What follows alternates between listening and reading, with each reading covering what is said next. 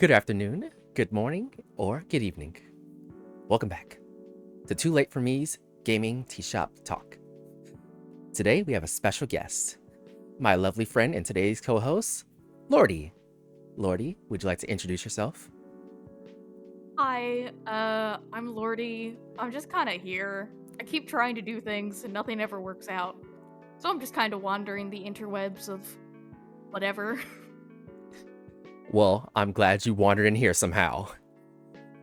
Yeah, I got a little lost.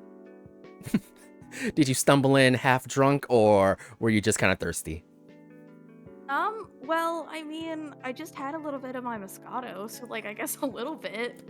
You're already starting strong. Thank you. It's beautiful.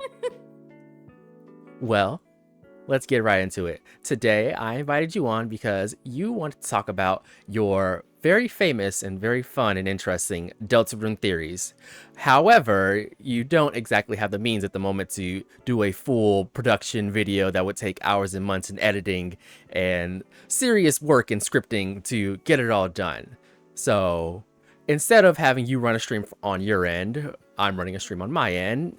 So we can have a chance to talk about all the things you want to talk about, and for your leisure we can clip it and send it to you later so you can use on your own channel or for your own means or for your own editing. It would be easier for editing and Yeah. post when you have the video. But yeah, Yeah, this is the secret reason I decided to do all this. I'm just going to make you be my workhorse. I don't mind. Workhorsing is fun sometimes. So let's get our current topic on screen. Deltarune. I can make that a tiny bit bigger just so it has emphasis. Deltarune. Deltarune. Deltarune. I can't do the robotic voice that enters the chapters. Deltarune. Deltarune. I don't know the name of that particular effect, but I know that YouTubers like I forget his name. He does cool retro videos. So, do you have a first bullet point you want to start with? Well, before I begin, I at least want to say I apologize if you hear my freak of a dog. I'm trying to get him to be quiet, but he's a little dingus. He's a little suspicious. He's wandering around. We love dogs, so they're allowed. We do love dogs here. If you can hear him, his name is Chester. Hello, Chester. What is it? It'll be good. It'll be good. I promise it will be. She's having fun. Not going to be good. He's literally never good. So like, I have a lot of. I'm sorry. I'm gonna let this little freak out because he's gonna keep doing this. Okay. We've already ruined the whole bit. The bit is ruined. We'll never return. It's unfortunate. We'll just have to make do with what we got. My hair. Oh no. My hair is stuck in my headset. Come now, creature. Lordie's a good friend, and I wanted to have her on so that she would have a chance to express herself without having or needing the equipment. It would take a lot of work to do what she wants to do, and unfortunately she can't stream or run video editing software to the best of her ability on the setup she's using. So I'm letting her borrow mine and my space so we can get some of it done in a succinct and timely manner, or at least try to get it done in a succinct and timely manner. I don't know how well that will go, though. The beast has been. You're already breaking up. Bother the neighbors. I am. Oh heck. You'll only slightly. It So should. Yeah, I have a little Uber mic I'm using. okay, It's picking that up. So. it's fine. So, would you like to start on your first bullet point to talk about? Introduce me. What do you want to talk about? You're the guest here. Oh. Well, thank you. The thing that I've put the most work into thus far, which is still not even remotely done, is my prophecy overview. Uh-huh. Which I have. Oh my gosh, I still have so much work to do because I'm realizing, like, oh, right, I need to double check every single enemy and every single character if they imply anything. 'Cause it's like, when you have, like, concepts of fate, and prophesy and all that sort of Mahoozy waters. I don't know how cool we are with swearing in this. I don't know what the word to use. But, when you have that sort of thing, you really need to be thorough about it, especially when you have, a character like Rouse who does absolutely explicitly know the prophecy, and you have to go, "Well, it's just him? Is it other characters? What can we learn from the dialogue that we've been given?" And a lot of that has just been, like, for what characters might know it, has mostly just been me going, "Well, Rouse knows it because we know he knows it. Lancer knows it because I hate Toby Fox, Uh-huh. because it's a really funny joke if he knows it, but I don't actually think he knows it." If you, like, do chapter 1 and then your Rouse is just like, "Yo, do you wanna hear, like, our basic bitch prophecy?" You can just say no, and if you say no, then Lancer will come in and he'll, like, give a really truncated version of it. Uh, and you can kinda take that in a variety of ways. I kinda take it as, I think he just heard Rouse prepping himself to give this epic, 100-hour RPG intro, and I think that's why he knows it, but everybody else, I don't have a distinct reason to, aside from my ramble into the secret bosses, but Okay.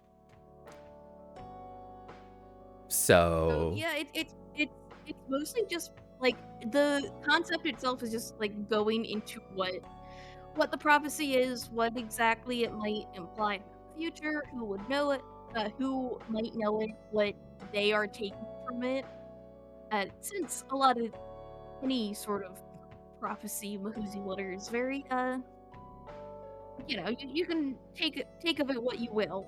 If somebody says, "Oh, the sun will rise tomorrow," some people are going to think, "Oh, it'll rise like it does every day," and other people will be like, "Whoa, the sun is going to get up and it's going to grow legs and it's going to walk around." Like, you can do what you will. A lot of people are drawing their own conclusions from the same source. It's art. It's art within art. and this So all you relates can to the go into prophecy. that. Yes. 'Cause, like, where's my, like, what do we have in here? I think I talked about what it says about the bosses and all that stuff, and uh 'cause it says, like, the queen's chariot cannot be stopped, and I think I said in my script, I'm like, "Well, queen does blow up her car, like, can she not stop it from being blown up?" Eh, like, what's this? Like, is this a truth? Is this a falsity? And then you have, what else is in here? There's uh,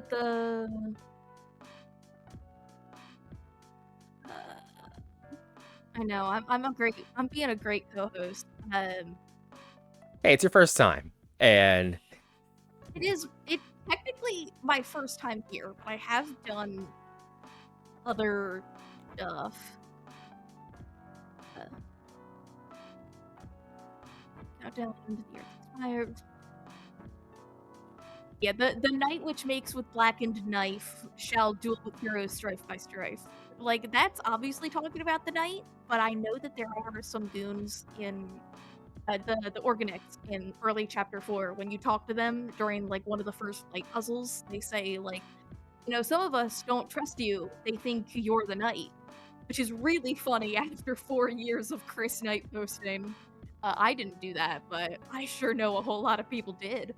So that's really funny, but it also means that, like, because Chris did make a Dark Fountain, they can be considered a knight to some degree.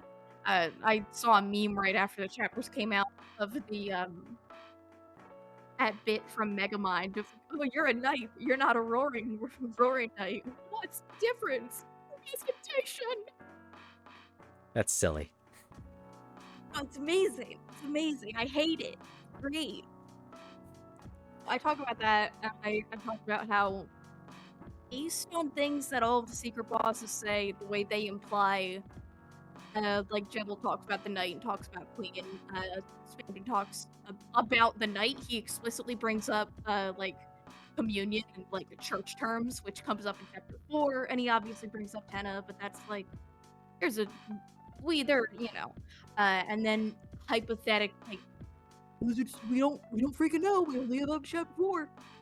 Hypothetically, Gerson bringing up Asgore, and the prophecy itself bringing up Asgore as the flower man trapped in asylum. Very suspicious. Hmm. Okay. So let me ask you this. I have played through Deltarune chapters 1 through 4 myself. I've seen the prophecy that it was presented to me as is. You're someone who is enjoying the process of reading very deeply into it, correct? Yeah. Like, there's a lot of moments where I'm like, I just think the curtains are blue, but I also recognize that, like, there's a lot of stuff going on here, and you can see that with Undertale, and you can see that with a lot of, like, the musical motif concepts that are played with and how they all kind of integrate, so it's easy to assume that, like, even if it means one thing, it can tie into a whole lot of different things. Okay. And Spiderweb. to what end are you going to really deep dive into the prophecy? What is your end goal, so to speak?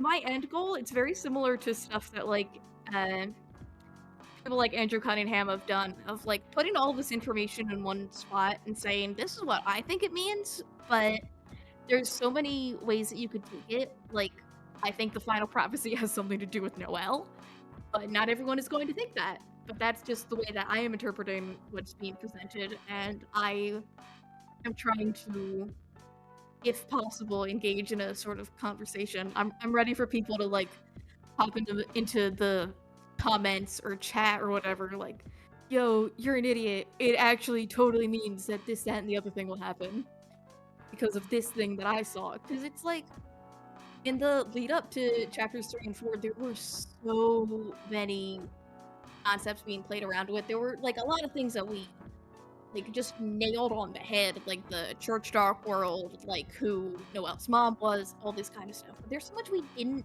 know, so I like learning and playing with those concepts. And when it comes to something like prophecy, it can play with a lot because fate has a concept in most media, and Christ, even in a lot of like religions and whatnot, there's so much that you can take from it and so many ways that you can interpret each specific part of it. That's true. If that makes any sense. No, it makes total sense. I did see something the other day that related to how Christmas exists in the monster world. What does that mean? Is there Christianity, so and so? Is there Santa? How does he relate to Christmas itself? They seem to be very big into it. You know, stuff like that. How does that relate Yeah, to like what else is going on in there's the world regarding religion? yeah, like like their whole gimmick is Christmas, so but they're also going to the monster church for Deltarune. Like, Right. it is there is Rouse Jesus? Like, I don't think Rouse is genius. We can cut that off there. there's oh man. I'm sorry. I'm gonna have to squash that one. Oh man. I know some There goes people my like. whole bit. He's like, I think we had enough years of nailing Rouse to the crap to the to the wall. I mean, now that I've said that as a joke, like the fact that he's like a goat, like, oh yeah, it's a sacrificial lamb. Like, oh, that's a concept that we could dive into for hours, like just by that alone. I suppose, but I am also living with someone who was a Rouse denier about his intentions. And I had him fill out the Rouse apology form that went around for a while. And I'm like, you fill this out. You say Oh sorry. man. You apologize to Rouse. Yeah, I think we had enough of that for there's a a few reason. years. There's a reason I have a plushie of him. He's my boy. I love him to bits. So we can agree, no more nailing Rousey to the cross. Only if it's funny. Yeah, even if it Like, I isn't, think even if it's funny. he's he's gonna get like the Mickey treatment in Kingdom Hearts, where it's like he didn't leave Aqua in the Realm of Darkness for 10 years, but it's funny if we say he did. That's Mickey. It's fun to trounce on Mickey. Rousey doesn't deserve that. He's a marketable plushie now. He is. I own him. I hug him. I fend my dog away from him. Good. Yeah, So, I guess. is there more you want to say about the prophecy that you've been just studying on, or is there another bullet point you want to jump to? Um, like I know that I said like I think the final prophecy stuff has to do with Noelle, just because of the dialogue that Rousey says right at the end of where is it? Like Rousey makes a statement while Susie is walking ahead after the final boss fight, just going, I was hoping that if we were kinder, that things would be different, that this would change. So there's like an idea that's presented, be it like him not like just hoping and praying, or like a genuine concept that maybe through an act of kindness whatever's gonna happen could be changed. So I was thinking about that and thinking like regardless of the routes that you take, whether you befriend everyone, whether you attack everybody and your hometown sucks and is boring, or if you're a terrible person and you do like weird route, like no matter what you do, that all of that is the same. Like his dialogue is a little different in Weird Route. He says like we might get a different ending, but like it might be worse than what was already intended, uh, which is very suspicious. But like I don't have the stone to talk about that right now. I'll need to go back into my hyperbolic think chamber. But I do think like the one thing that would impact the plot, regardless of what path you take, would be something to do with like Noelle, just because this is another plot central character that has a lot going on, with a lot of course in chapter 2 and chapter 4 especially, and everyone assuming that Death is the night and all that stuff, like, oh, will that play into it, will that not play into it? But like I think something bad is going to happen at this festival. That seems to be like the obvious thing in the world. But yes. I think it's absolutely going to have to do with Noelle. Something is going to happen to her and she's not going to enjoy it. And she might not enjoy it for different reasons. It might be a different thing on a normal route and a weird route, but I think it's still going to lead to the same outcome. Maybe with some differing icing on top, but the same sort of not bleakness, but I guess bleakness. I do agree that something bad is definitely going to happen at the festival. That's just how the video game is going to work.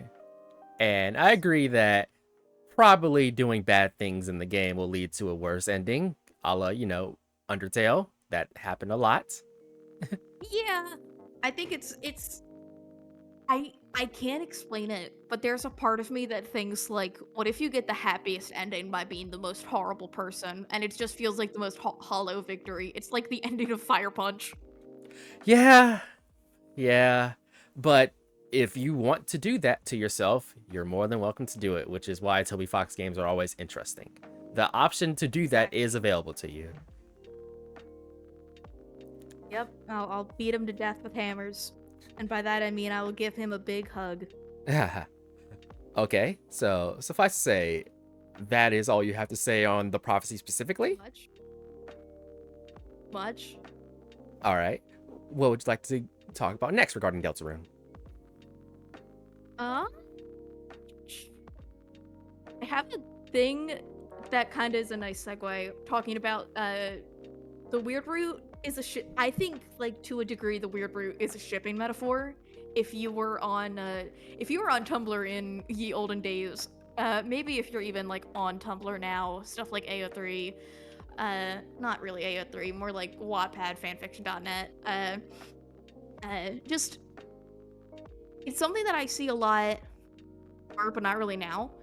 Uh, Although maybe I'm just not in the right circles. That the idea of like there are certain characters who exist to get in the way of a ship. Like I was talking about Kingdom Hearts a little bit earlier, and like a lot of old school Kairi hate was just because it got in the way of Soriku. Oh, so I was thinking about Weird Root when I was doing some research for my prophecy video, and I kind of thought like, oh, we are within the process of the Weird Root. You are getting stronger rings for this character that has a strong connection to your main character, and kind of forcing them into a more like submissive and malleable form for your protagonist. And you are uh, uh I don't want to say killing because bro is still alive for now.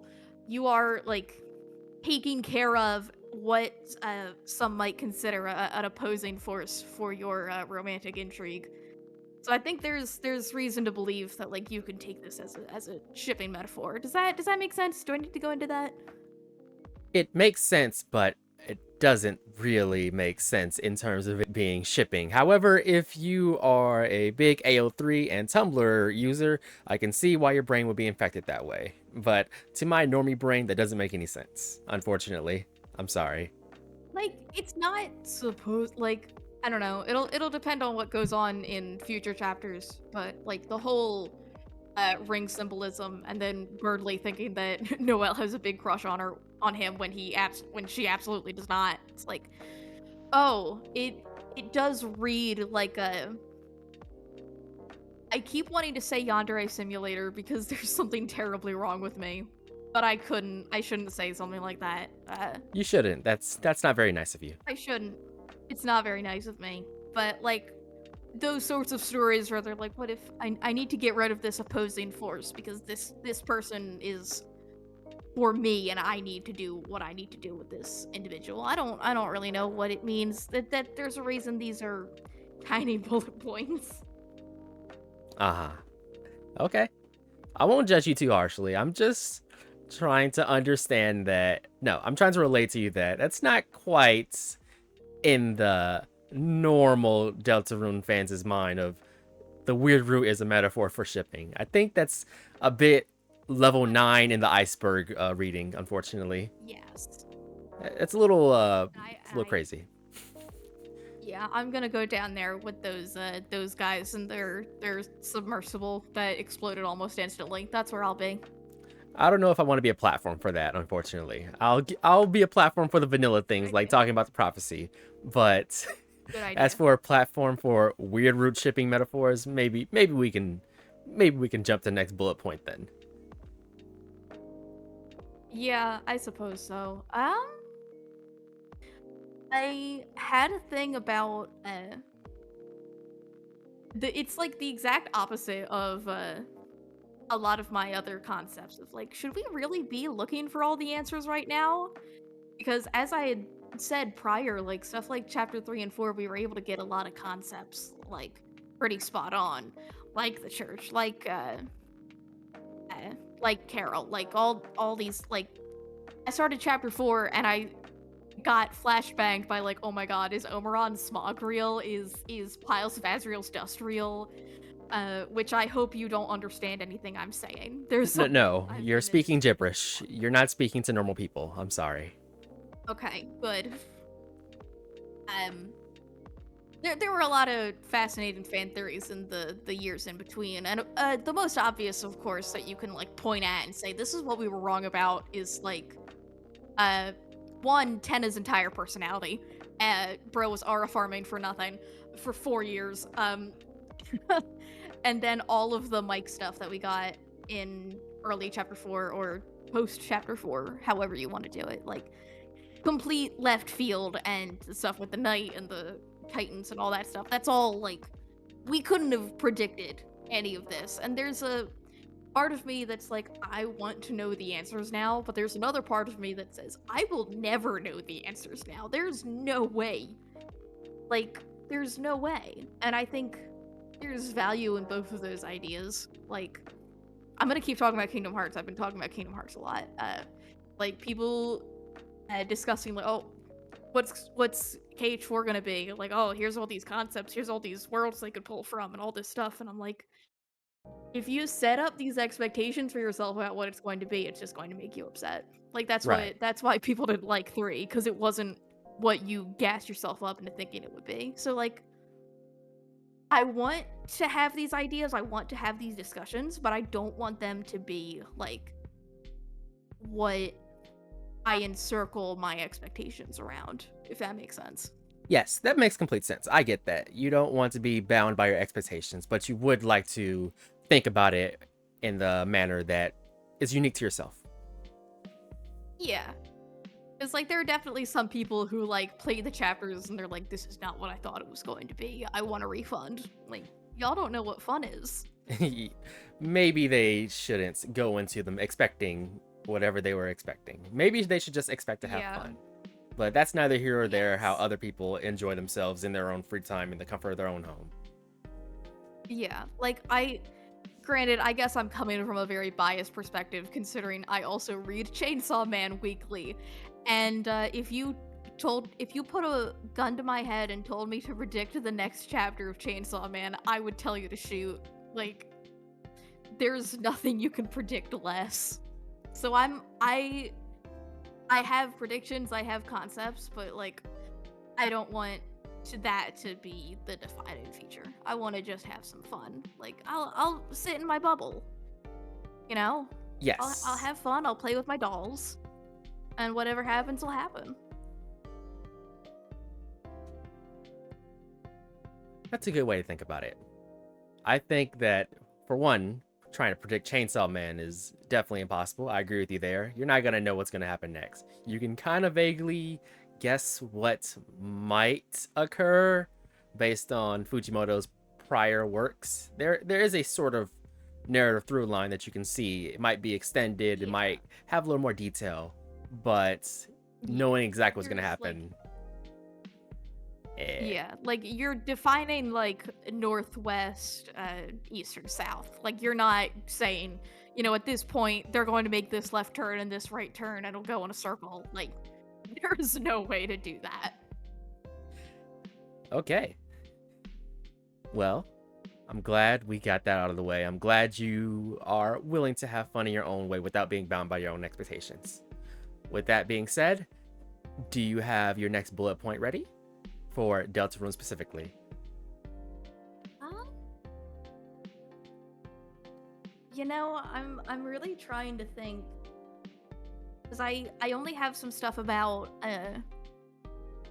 like my first 2 bullet points are basically the same thing that I wasn't even thinking about when I wrote it down. I was sitting here contemplating like the ideas of like what exactly is going on with Chris and the soul, and that also leads into like us as the true quote unquote player character and responsibility and all that sort of stuff. And I just finished one shot last night. I got the Souls Descending. That I think I put it on my media thread on Blue Sky, and I said I think this is like this is the Deltarune good ending.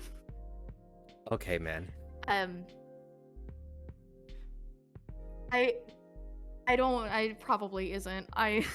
It's not. just- no. I I it's think Deltarune absolutely has not. poisoned your brain. I think that a lot about Deltarune fans, how their perspective immediately goes, you know, this is kind of reminding me of Boss Baby. Person who's only ever seen Boss Baby. I mean, to be fair, I played Undertale when I was 14. My Oh life has my. never been the same. Look, Undertale taught me that liking girls is cool. All right, It is very cool. I agree with that. very cool. I didn't So play Undertale until I was in college. So man, we're very, very different in that respect. But yeah, I like, did. was there from You were there from the jump, right? Yeah, I was there from like just about the jump when it got started getting popular on YouTube. Like I wasn't you'd think like going on to like my social media pages or like talking to me for an extended period of time that I was like deep in the trenches of theories and all that kind of stuff, but I really wasn't. Like One would I would suspect. engage with it. Yeah, like I was engaged with some of the theory stuff, but it wasn't really it was more of just like talking about what it was and the things that interested me and the way that the combat worked and how different it was from other things that I played at the time, which wasn't much. Like I said, I was 14. I really only got into gaming when I was like 8. So 6 years of a like GameCube. Well, I played games, but I wasn't like really into it. Like, like plenty of GameCube, PS2, PS3 stuff, but like I didn't really get into it. I didn't become a nerdy mouth breather until like 8 or 9 or 10, something like that. So I didn't have that much experience. So to see something that was so different and uh, mostly made by one guy, it was obviously a team in the end, and it's absolutely a team now with Deltarune. But it's really it was something I latched onto, and it went with a lot of different things that I had seen in games, and even now going from 8 to 25, there's still a lot of things that I haven't seen done in the way that Undertale and by extension, not to the same degree, but absolutely Deltarune has done. Like, I remember when Chapter 1 was being teased, I was in a computer class in high school and just seeing the all capital letters, definitely not Gaster tweets. It was surreal, and I still kind of part of me wishes I could like take the Matrix pill and go back to that moment specifically. I I part of me misses it. Like it was so surreal. It was like we didn't know what to expect. And even now, like we don't know what's going on. Like I do end up bringing up Gaster in my prophecy video, and people talk about Gaster all the time with this kind of stuff, but it's like it's the biggest mystery because you both have to talk about it if you're the creator and you're doing all of this, but at the same time, there's going to be a large part of your community that isn't brain rotted, that isn't looking into the code, that isn't getting that 1 in 1,000 chance to get that room in Waterfall, like that aren't going to understand it. So how are you going to implement that into your story if that's what you're going to do? So some people are like, oh, Gaster's going to be the big bad. It's all leading up to his master plan. And I absolutely understand that idea. And I think if I had to believe anything, that's where I would lean in the end. But I think it'll, like, you see it with chapters 3 and 4, like 3, the whole, like, sword route thing that you can do if you get the S ranks in the games, that is your, like, weird route tutorial. Like, the forbidden path begins with ice magic, and all this stuff that's, like, really spelling out, like, something can change if you do this. And then the chapter 4, if I don't know why they put a tutorial for the Eggman in the worst Eggman location, because it's the hardest thing to figure out, chapter 3, but like if you can figure that out, like I guess like now it's not as bad that they've fixed some of the issues, but it still absolutely is. The most obtuse Eggman, talking about where he will be throughout each chapter, hypothetically. Like Toby is going Toby and team. I need to stop saying it's Toby's baby. Like it is, but like he's manning the ship. He's not the only one on the ship. Uh, Giving credit where it's like due, true. going back and explaining like if you missed this thing, you can go back. You can experience it. Like this is where you can find the Forgotten Man, the Eggman, in chapter 1 and chapter 2. I don't think they really go into it in chapter 4, but like if Gaster becomes a big thing, I think we are slowly getting drip fed the information that we'll need for that. With like the end of chapter 4 having the mysterious voice talk again, the beginning having the mysterious voice. Like, I definitely think Gaster's going to be important, but like I don't know. I think when you have that kind of thing, it's difficult to really tell how it'll be. I need to let the dog in. I'll be right back. Okay. Well, since she's not here at the moment, I'll give my thoughts on Gaster. I don't particularly care about Gaster. I know I'm coming from this from a normie perspective. That's why I bounce so well off of Lordie, because I offer the normie perspective, as I do to a lot of people, and she offers the brain rotted, very deep in the trenches perspective. I've heard about Gaster as I was, scrolling online, reading about Undertale lore and such, and I thought, oh, that's cool. But it really doesn't amount to anything. All it amounts to is digging through the code for, little secrets that Toby thought was cool. It never culminates in anything at all. So I find those kind of things really useless to me. I'm very utilitarian in purpose. If it's there, it should have a purpose, i.e. Chekhov's gun. But if it doesn't do anything, if it doesn't pay off, who really cares? And people have explored every single facet of Undertale in and out, and they haven't found anything substantial that would lead you to believe any of this is actually important. Like finding like the key to Sans' room or his garage, I believe, whatever it is. Yeah. It doesn't actually have anything important for you. It's just Sans shitting on you and having a little weird Easter egg. It's not important. Or finding every single ending for Undertale. You'll see variations, and it's very cool how Sans says different things, but it's not actually important. What's important is your experience. You got there on your own and your unique experience. Like, there's even an ending for you're not supposed to be here. How'd you even get this ending? Sans talks back to you and like, okay, well, you're not supposed to be here. I don't really care. The dirty cheater ending. Yeah. It doesn't really matter, but it's cool. So I think that's also Toby Fox's thought process. It doesn't matter, but it's cool. And I think people who assign too much weight to that might be going a little stir crazy from not having anything else to do or latching onto something too hard. Absolutely. I think I like all the little secrets, all the little things that you can find, because it informs you more about the characters and the world that you're in, but I don't want to, like, put too much emphasis. Like, I don't want to put all my eggs in one basket. It's a smart thing to do. Yeah, I'm sorry about this freaking dog. I don't know what I'm supposed to do with him. Can you go see your mother upstairs? Go. Something wrong with him. Interesting to know, for your specific information, that the moment Chester walked back in, your audio quality definitely dropped. Like, by 40% at least. Yeah, it's the Chester show now. And she's muted. For good reason, probably. I don't blame her. But I know she can still hear me.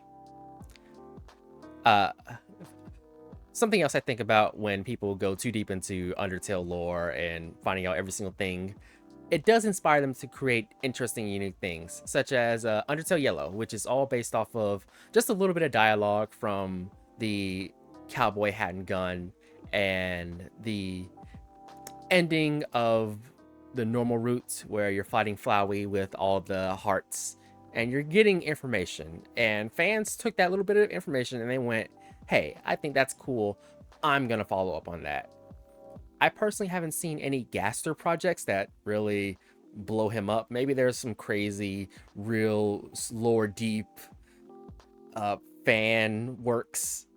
fanfics. Maybe there's some cool games. Maybe there's some cool videos about it. I don't know. It's not something I'm actively seeking out. But things that come across my desk, like Undertale Yellow, or I forget the name of it, but there's an Undertale in space version where every character has a space aesthetic. I believe it came out, or I believe it was a skin. I don't quite remember. But someone... Outer Tail? Yes, Outer Tail, correct. And I thought that was cool. Yeah, like, I definitely want to try out something like Undertale Yellow, just just to understand what the hype is about, but That's weird you are brain rotted for Undertale and Deltarune, but haven't played Undertale Yellow, whereas I am a normal person and I have played all three. And more. yeah, I mean, as we've implied based on discussions, my setup is not the greatest. That's I true. am a I am a big console person because both of my computers cannot run Steam. I can totally understand that. You don't have a PC that can run something as simple as Undertale Yellow, so I can't fault you for that. However, I Yeah. do think some experience can be had, watching a stream or whatever, if you truly wanted to know. If you're a diehard, Yeah. I only want to experience this for myself, I get it. It might be a few years before you can get there, but I get it. However, I just value the experience. So it doesn't have to be mine. It can be somebody else's that I can just leech off of from. There's also, no commentary experiences where you can just put yourself in someone else's shoes, just have fun. Maybe you do something different if you could. Maybe you wouldn't. But I do hope that one day you get to Undertale Yellow. It is a wonderful game. It has just as much soul as Deltarune and Undertale. And I rave about That's it quite often. definitely what I've heard. That's what I've heard. It'll definitely be something that I eventually check into, just even if it's just to say that I did. Yes, not many pieces of media make me cry. As I was telling you earlier today, I was watching One Piece, and I did definitely cry a few times. But that's out of the norm. Undertale Yellow had me sobbing by the end, and for something that's basically a foregone conclusion that you would know if you played Undertale, it does have twists that you wouldn't expect. It does have characters you wouldn't expect. It does have locations and lore and insights that you wouldn't expect. That I feel like sometimes a fan work outgrows what it's based off of. You can see a few examples of that in media. And sometimes you really want the author of the original work to maybe eyeball that and go, hey, what if I took a little nugget from here and sprinkled it on my thing? It would be nice if these two could collaborate and feed into each other. I know that's never going to happen, but it would be so Yeah, wonderful. like you see that the most with the whole bit of indie RPG that's about depression inspired by Earthbound. Like there's so many of those. They There made is them for a lots. reason. There's definitely a lot. There's in fact too many, one could say. And I have not played most of them. I don't blame you. But closing off on Undertale Yellow, at least, it's a wonderful experience, and I would hope that baby elements touch on, later bits, just as like, hey, I recognize your thing, like maybe a nod from a monster that would make me happy personally. Or you'll understand this better. You know how artists have gone crazy for desk designs, some of which we know. Yes. It would be interesting if, maybe elements or one or two or just a little nod from artists that Toby Fox has 100% seen actually made it into the game. Like, oh, fans are going crazy for this. I actually think that's kind of cool. Let me borrow a little bit of this. Maybe acknowledge Yeah, whatever if they need to, but I think that would be cool. Because people love yeah, Toby like you saw Fox. that with yeah, we saw that with how the mics were presented and the major concepts that like the three groups people ended up going into is like, oh yeah, Mike is a microphone because it's Mike. Get it? Ha ha ha. Then Mike is a cowboy because a friend inside me.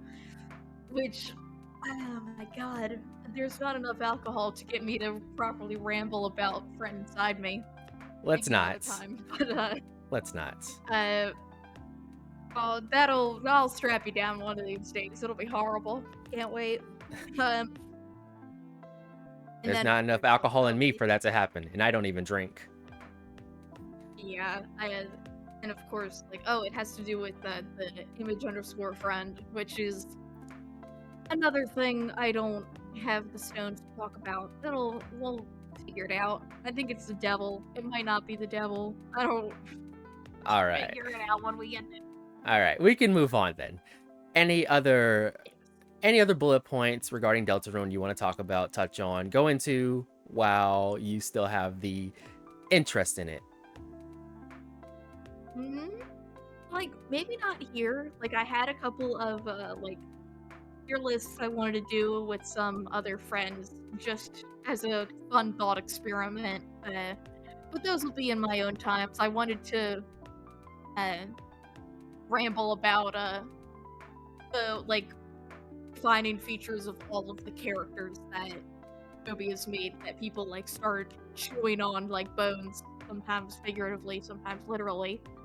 Uh, I think my official bullet point for that is, how does Toby Fox make a Tumblr sexy man? Question mark. Is that an idea? Question mark. I did read that in your But I document. don't. Very silly. It's a terrible idea because when you look at all of the characters that like have fit into that description, they are all completely different. Like, so I find that very fascinating because when you look at as someone who's had a Tumblr account since 2014 and still uses it, I'm sorry. Um, Hey, you don't see don't what is apologize. I've had a Tumblr account since 2012, so I get it. you see like what's popular, like every single character in what's that show that everyone hates right now? It's that animated one that doesn't look very good, but everybody likes it. Has Been Hotel? Yes. Yes, that one.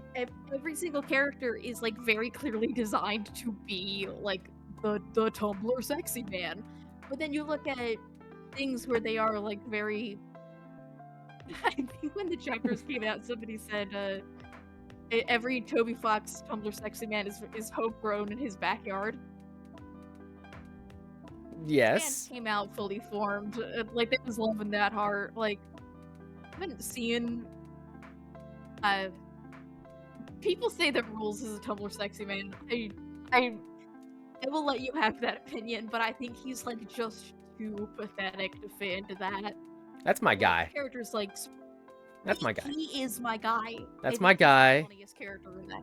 We share we share names, which is my Discord name. So that's my guy. He has a cool play. He's part of the playing card aesthetic. He is the rules card that no one reads or cares about, but I like it because I always read the rules.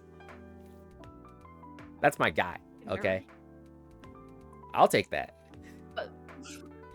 But like you also have characters like Metaton that people end up really gravitating towards, Hampton, Tenna, all that kind of stuff. Like these are all characters who are very fully formed and like just the people are gnawing on their brains about, and like they're all so different from each other to a degree. It's like I wonder what's the through point? And I honestly, think the through point is depression. It's the angst potential.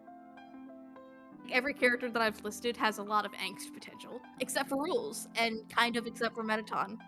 But it's why they kind of fall by the wayside, where you have characters like Sans, who does have this weird sort of man out of time. Not really man out of time, more of just a dude who's going with the flow, but is very clearly depressed and trying to shrug it off, and all that kind of stuff. That's like, if you're more angsty, then you will fit the Tumblr sexy man, regardless of what you look like. They just all kind of look alike. 2 points I do want to elaborate on that you brought up. One is definitely Sans' depression, something that I didn't catch the first time I played through Undertale, but on subsequent playthroughs and watch-throughs, it does become more and more apparent. And learning his lore and about Gaster, all that does feed into like, what is Sans' deal? Why is he so apathetic? Why is he so strong?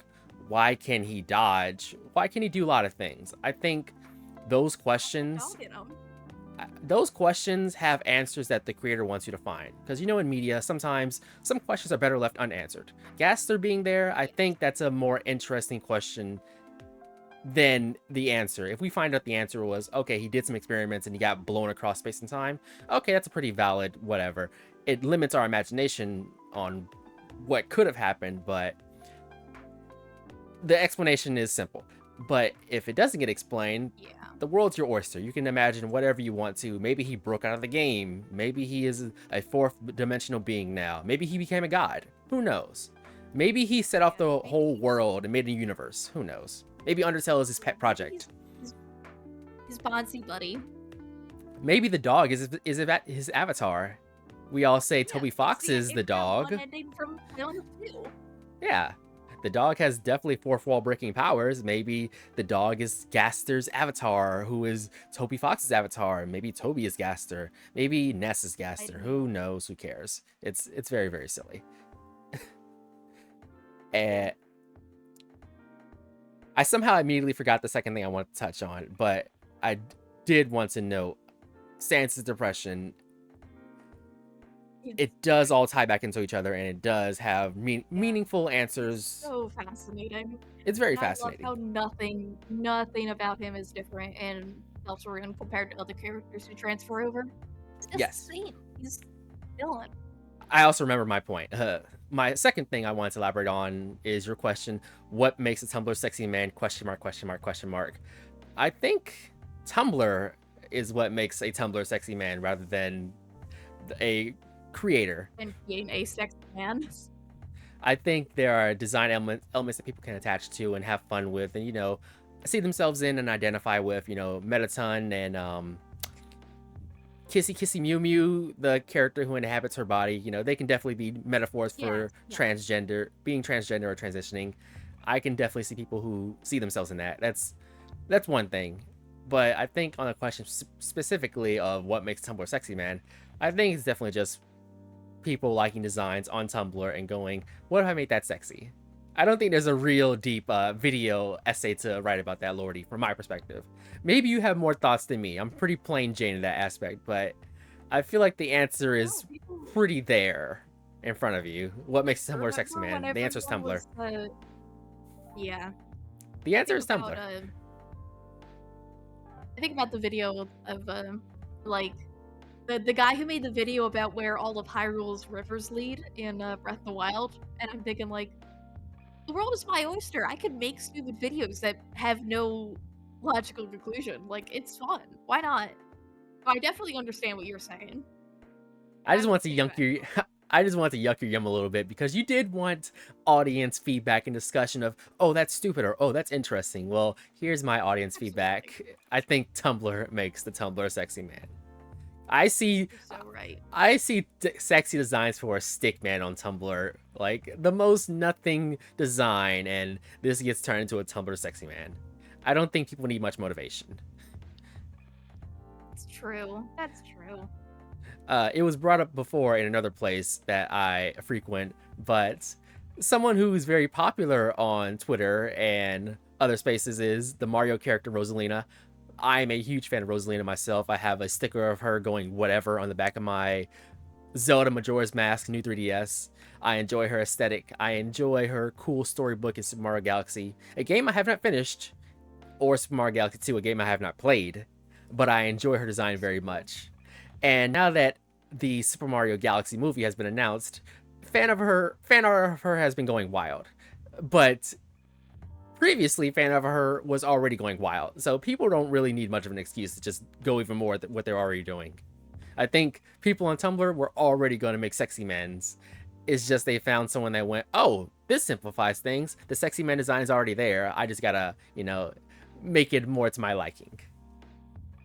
Yeah. As we've seen, you showed me some art of Black Tenna with cool dreads, or, you know, sleazy car salesman Tenna, or late 70s game show host Tenna. Those are all cool designs. Some of them might even be sexy men. And if they're on Tumblr, they are the Tumblr sexy men. You are very correct. Every man on Tumblr is a sexy man if you like men. It's not quite what I said, but okay. We'll move on. That's what I'm going to take from it now. I'm glad that's your takeaway. Do you have any other bullet points on Deltarune you'd like to discuss here? If not, that's okay. Yeah, I don't want to try and squeeze more blood from the stone than necessary. It's been about 54 minutes of us going through Deltarune. Not that I unfortunately gave much back. You definitely were the leading force here. I have my own Deltarune thoughts and whatever, but none of them are as interesting or as wacky as yours. I'm pretty plain, like, oh, what does Susie's dad look like? Or where is yeah. Where's Asriel? You know, pretty simple questions. Yeah. I don't have anything too crazy. Sometimes those, yeah. Sometimes those are nice. Think sometimes even the most easiest questions are the most fun to discuss. Yeah, I can find value in that. That's simple to me, because if that came across my desk on the YouTube algorithm and it was like, hey, this is what all the clues are for what Azrael's gonna look like, or what he's doing, or what he's been up to in the background, I would perhaps check that out, because that serves my interests. But everything else is a little outside my niche, unfortunately. We're all gonna look for different things. Like when like I listen to a lot of Guilty Gear music just because I think Guilty Gear is very cool. But if like I see a video that's like how to do all these super cool combos, like I'm not going to watch that because I'm bad at fighting games. Oh, I love that I'm stuff. not I'm not engaging in the fighting game itself. I'm just looking at all the pretty people in it and the music and the designs. Like, But you know it's possible now. You see these cool ass combos and you go, well, I know it's there and I could feasibly yeah, do it given enough time and freedom yeah. and enough food. You could do it. It's possible. You I just got to have the could. motivation. You could also make all your crazy Yeah, videos. You just need the motivation. I do. So, But the old ball and chain, that is my job. so now that Yeah. we're now that we're finished with Deltarune, and this is a podcast that I claim is so, that also revolves around games, would you like to talk about games you've been playing? Um, well, like I said, I just finished One Shot, which was pretty good. I don't like that game's been out forever, so I don't really have anything to say that hasn't already been said. It's very good. Good colors, good ideas, pretty fun. I love Nico. That's my boy. My my child. I don't think they have a gender. Um, I played Silk Song. That was man. I played that sound. That game's been out for like 2-3 months now, and I still can't believe I'm saying I have played Hollow Knight Silk Song. I knew it was going to happen eventually. I definitely thought the joke Yeah. that, where's Silk Song was more funny than the game actually releasing. Because I Yeah. played Hollow Knight. I beat it once. I got the normal ending, and more DLC kept coming out for it, and I went, I really don't care. And then at some point, I jumped back into Hollow Knight and found the fast travel abilities. Like, Oh. I missed a lot of abilities. I forget the name of it, Oh but man. you start flying across the screen. I forget the name of that ability. I beat the Oh whole game yeah, without it. yeah. The. Oh man. Yeah, you can do the same thing in Silk Song too. You can miss a lot of abilities and still just beat the game. Yes. Like speedruns for Silk Song are already pretty crazy. Like I can't imagine what that game is going to turn into as people continue to break it under its knee. But when I was playing Silk Song, I had a friend of mine who was also playing it, and he got to some parts in Act 3, and he rage quit. He stopped playing for like a week. He's like, F this sucks. I can't do this anymore. This game sucks. And when he did that, me and another friend who were both playing, we like DM'd each other like doing like a football huddle. Like, we're gonna like make this man eat his words. We need to make fun of him. Not now, but like once we beat the game, we're just gonna go, haha, we did it, we actually beat the game. And that's like he actually did end up coming back and beating it before I did, but he got like 75-ish like percent completion rate, and then when I completed the game, I had 100% completion. So I was able to say, yo dude, I'm stronger than you. I got all the skills, I got all the health, all the abilities, and I apparently had a better time than you did. Should you know, as they say, get good. Silk Song is definitely like that. I also got my 100% completion, finished all the acts, got all the endings that were available and made sense to get, such as the going all the way up and getting that ending, Yeah. and beating all the bosses that were obvious and around my way. I'm not going to go out of my way and beat bosses who I have to go through a series of hoops to jump through to beat. That's not fun. The only thing in the game that actually Yeah, made me my blood boil was getting to the top. That took me a solid hour and a half, and I beat Celeste. I beat Celeste over. I broke it over my oh knee, yeah, and I got all the way up to the top of the clouds. Like, I can do it. I yeah. can beat these games. However, it took a while. The other thing I saw people get incensed over was uh Beastfly 2 in the lava. Yeah, Beast like Savage Beastfly 2 is definitely very mean. that was rough. I had a great time. I didn't realize that was such a skill check for people that it would be harder than the final boss of Act 2 for some people. For me, I was just going at it like, oh, this guy is in my way. I'm going to keep fighting him my way. And eventually I overcame him. But it did take a while. I was just having fun with the process. Mm-hmm. Like I think for me, like I knew what bosses were clearly more optional than others. So like with Beastfly 2, like I just, all right, I can't do this now. I'll be back later. And I came back later, and it was still difficult, but it's compared to Hollow Knight and some other Metroidvanias, like I've played a couple, but uh, Silk Song has a lot of telegraphs, and as long as you understand what those telegraphs are, you're able to figure it out pretty quickly. Like I was doing Act 1, and I got to the Widow boss fight, and a couple of attempts in, I realized, like, oh, wait a minute. These attacks are very similar to Grimm's attacks from the original Hollow Knight.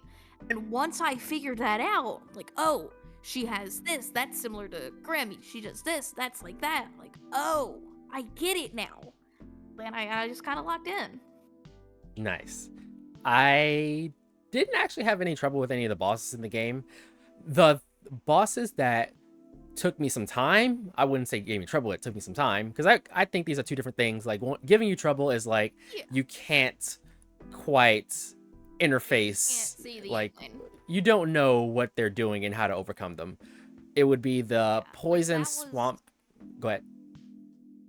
that was what like Nightmare King Grimm was for me. But like there was nothing in Silk Song where I felt like I can't do it.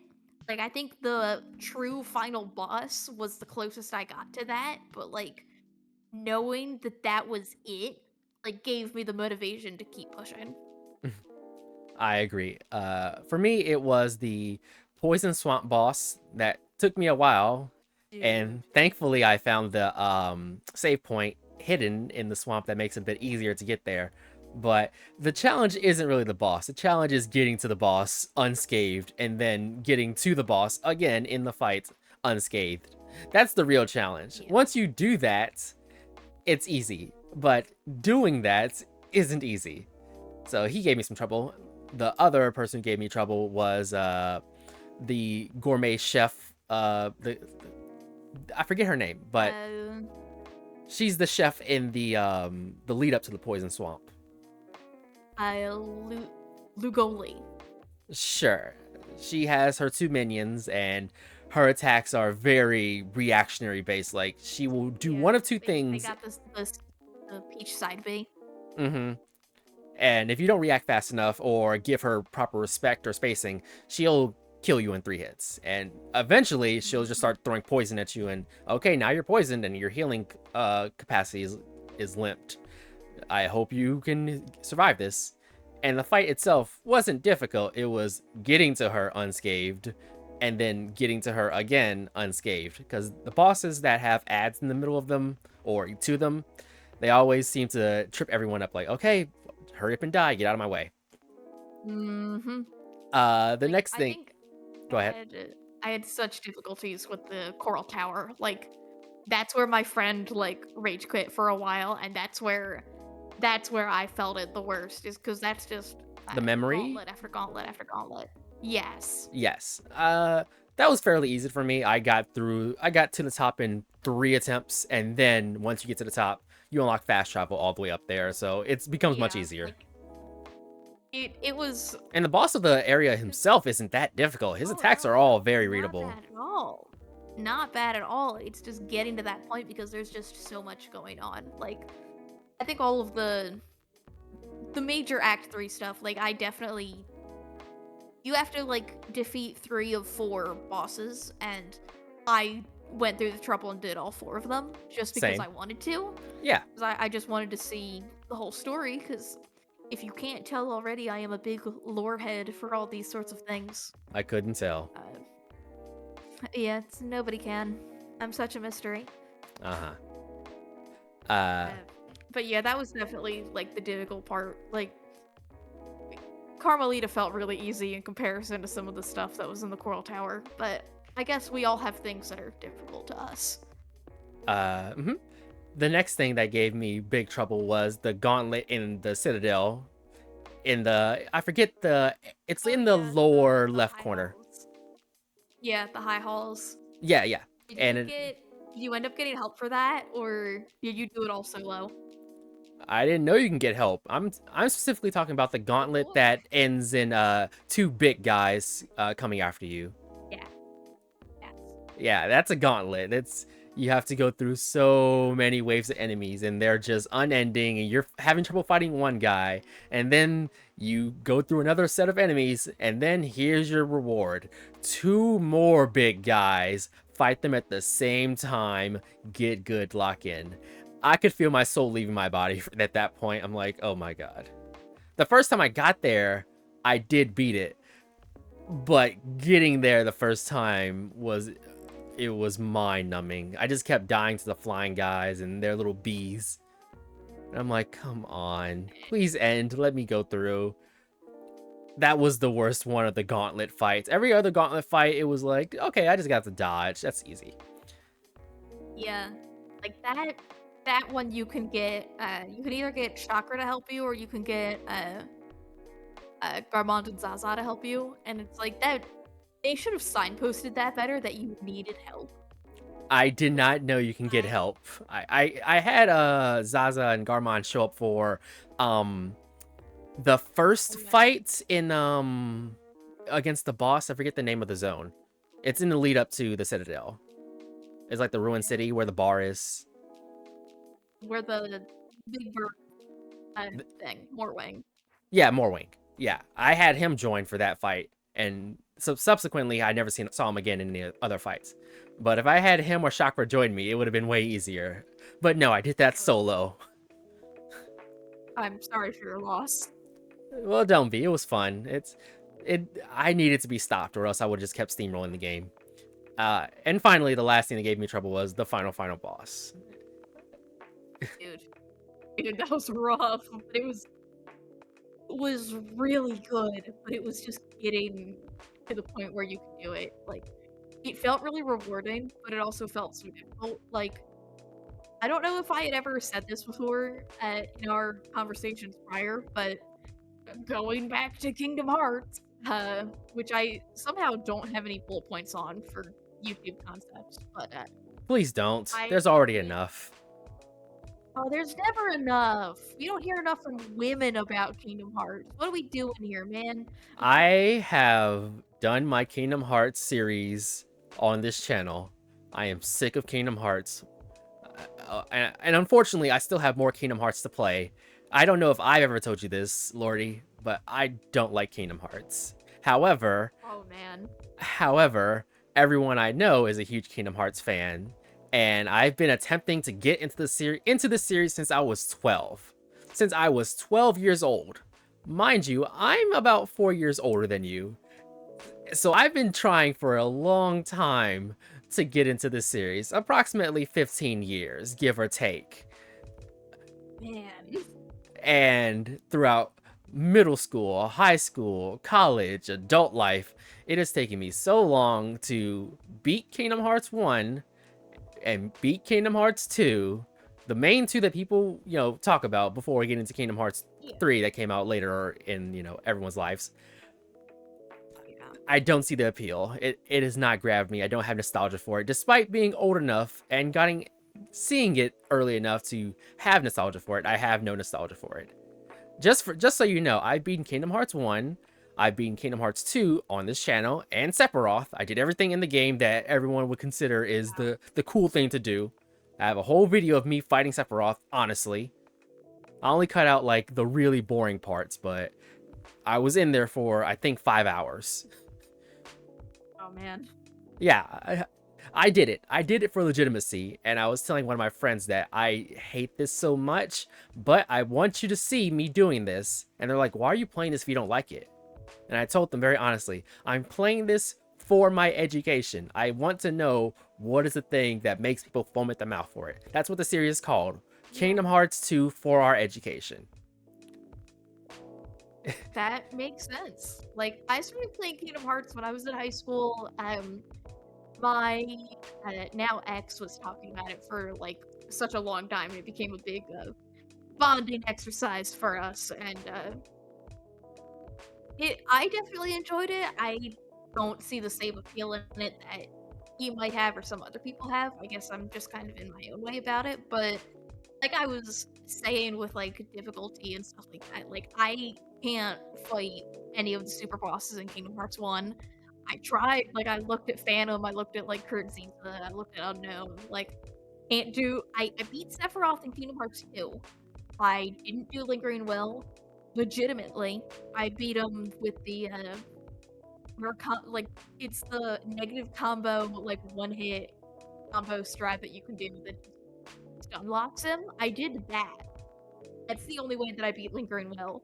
But when the Remind DLC for H3 came out, my ex got through the data organization really quickly, and he beat Yuzora in about 45 minutes. And it pissed me off so bad because it took me like a couple days to get through the data org, and I just hit a wall with Yuzora. But I felt in my bones like I want to do this. I want to say that I have, and I went at it and at it and at it for months. Like I would try for a while, I'd stop. I'd try for a while, I'd stop. And I eventually, like now if you handed me a controller, I set up like what my shortcuts will be and my keyblades and all that. I'll do it right now. I can do it. I can just beat Yuzora. Like I I am as strong as I am with that fight as my ex was with Lingering Will, and that makes me feel really strong. Like, oh, I did that. I can break this difficult fight under my knee. Mm-hmm. Well, for my end, I didn't beat any of the KH1 super bosses. The game does not play good enough for me to want to do that. No. Straight up. That's one of the main reasons also I got into I wanted to play Kingdom Hearts 2 for my education, because I kept hearing how Kingdom Hearts 2 was the standard for how good the combat can be in a series. And to its credit, when it's firing on all cylinders, the combat is very cool. It's not always firing on all cylinders. In fact, the game goes to great lengths to cripple you, a likely child playing this game, so you are not using the most abilities into your maximum potential, which is upsetting, especially when people are screaming how this is the peak of the series. It has never gotten better and it will never be better. But in any case, didn't beat any Kingdom Hearts 1 super bosses. For Kingdom Hearts 2, if I didn't note this before, I played Kingdom Hearts 2 on critical. By the way, first time. The first time I played Kingdom Hearts 2, I booted it up immediately after Kingdom Hearts 1 because I played Rechain of Memories. And I didn't record it, but I was sick of Kingdom Hearts and I was so unhappy. I hate Rechain of Memories. That game sucks. Legitimate bad game. I did not beat Rechain of Memories. I think I got to the Axel fight, which is very, very early on in that game. I beat him, and I'm like, I'm not playing this game anymore. And I just read the manga and then went on to 2.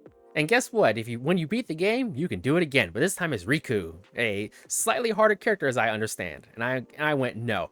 The game said I beat it. I'm playing the Kingdom Hearts All-in-One collection. And when you beat the game, they give you a PlayStation wallpaper for it. So that is your sign of you did it. You beat the game. Here is your wallpaper for completing the game. They gave me the wallpaper for Rechain of Memories. So that was my sign. Okay, I don't have to do it anymore. I got the gist.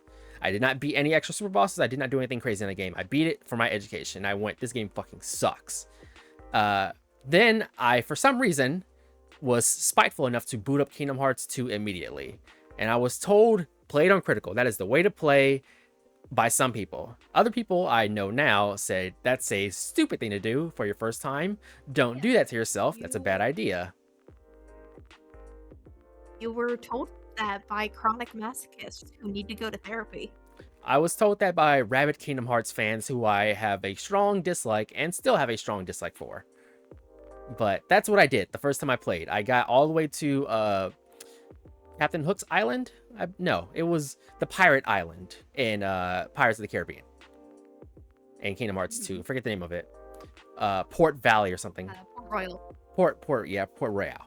And I made it to that point, and I was sick of the game. I'm like, F this game, I'm throwing it away. Maybe a year or two later, I booted it back up at the urging of some of my friends and for my education, and I went, okay, I'm going to play the game back up to this point, but on normal this time. And I did that, and I went, okay, I have a better grasp on the combat, I'm feeling less salty about it, I think I can bump myself back up to critical. So I went back to my old save that was at the same exact point, but on critical, and I continued from there. And afterwards, I had a time, and I beat all the Organization 13 members that were in the game. I beat Sephiroth. I did not do Lingering Will because I don't think I found him or cared to go find him. I just beat the game once on critical, and I called it there. So that is all the bosses I have beaten. And I've also, while I'm still here, beaten Kingdom Hearts 358 Days Over 2 on the original DS because I thought that game was actually really fun. I played that when I was maybe 17, and I had a modded DS, and it was one of the more high-end games on it. So I went, okay, what's this actually about? And it really doesn't have anything to do with the main story, so I thought that was appealing. You know, you play as Roxas and also the black-haired girl Shion, I think. Yeah. I thought that was a really cool self-contained story. A lot of the game is just doing fetch quests and filler, but honestly, it felt kind of the world ends with you in that way, where you're just kind of doing random quests, just having fun, doing whatever. And, you know, getting little story bits as you're doing it. Yeah, that definitely tracks with Nomura writing both of those games around a similar time, so... Yeah, I just in that vibe at that point. And I know quite a few people who don't actually like 358 Days Over 2, and I don't quite understand, but I guess since it was the first Kingdom Hearts game I actually really liked, I have a fondness for it. And unfortunately, on the All-in-One collection, they did not actually port 358 Days Over 2. They just made it a cutscene. It's a big movie. Yeah, it's really upsetting. Yeah, it's half upsetting for me personally, anyway. I would love to like find a way to go play it, like, because when I was growing up, I was very close with one of my cousins, and she had randomly picked up Days, didn't know anything about the series, just played through Days, and I would randomly hear tidbits about what it was like, and I thought it was like so fascinating. So it was really neat to like grow up a bit more and then actually play it for myself. And I remember got to the end of 3 and I texted them and I'm like, Kayla, guess what? I played all those games, and I know you said you played this when you were young. I'm like, they got a happy ending in the end. She's like, oh my god, oh, how wonderful. It was a weird bonding moment for us. That's lovely. I wasn't all that disappointed that 358 Days was a cutscene, a big movie on the All-in-One collection. I mean, I personally beat the game already. It wasn't fresh in my mind, but I remember what you did in the game. You just did a bunch of not very interesting quests. I think to most people, the game is not very good overall. The good parts comes in, you know, the story, the more elaboration on Roxas' time in Organization 13, the inner structure, you know, how the members play off each other, how they play off of Roxas, how, you know, what's the red-haired guy's name again? Axel, right? Yeah. Yeah, why Axel likes Roxas so much. I thought that was all interesting in its own context, in a self-contained way. And the movie does a fairly good job of elaborating on what the important parts of that game was, the story.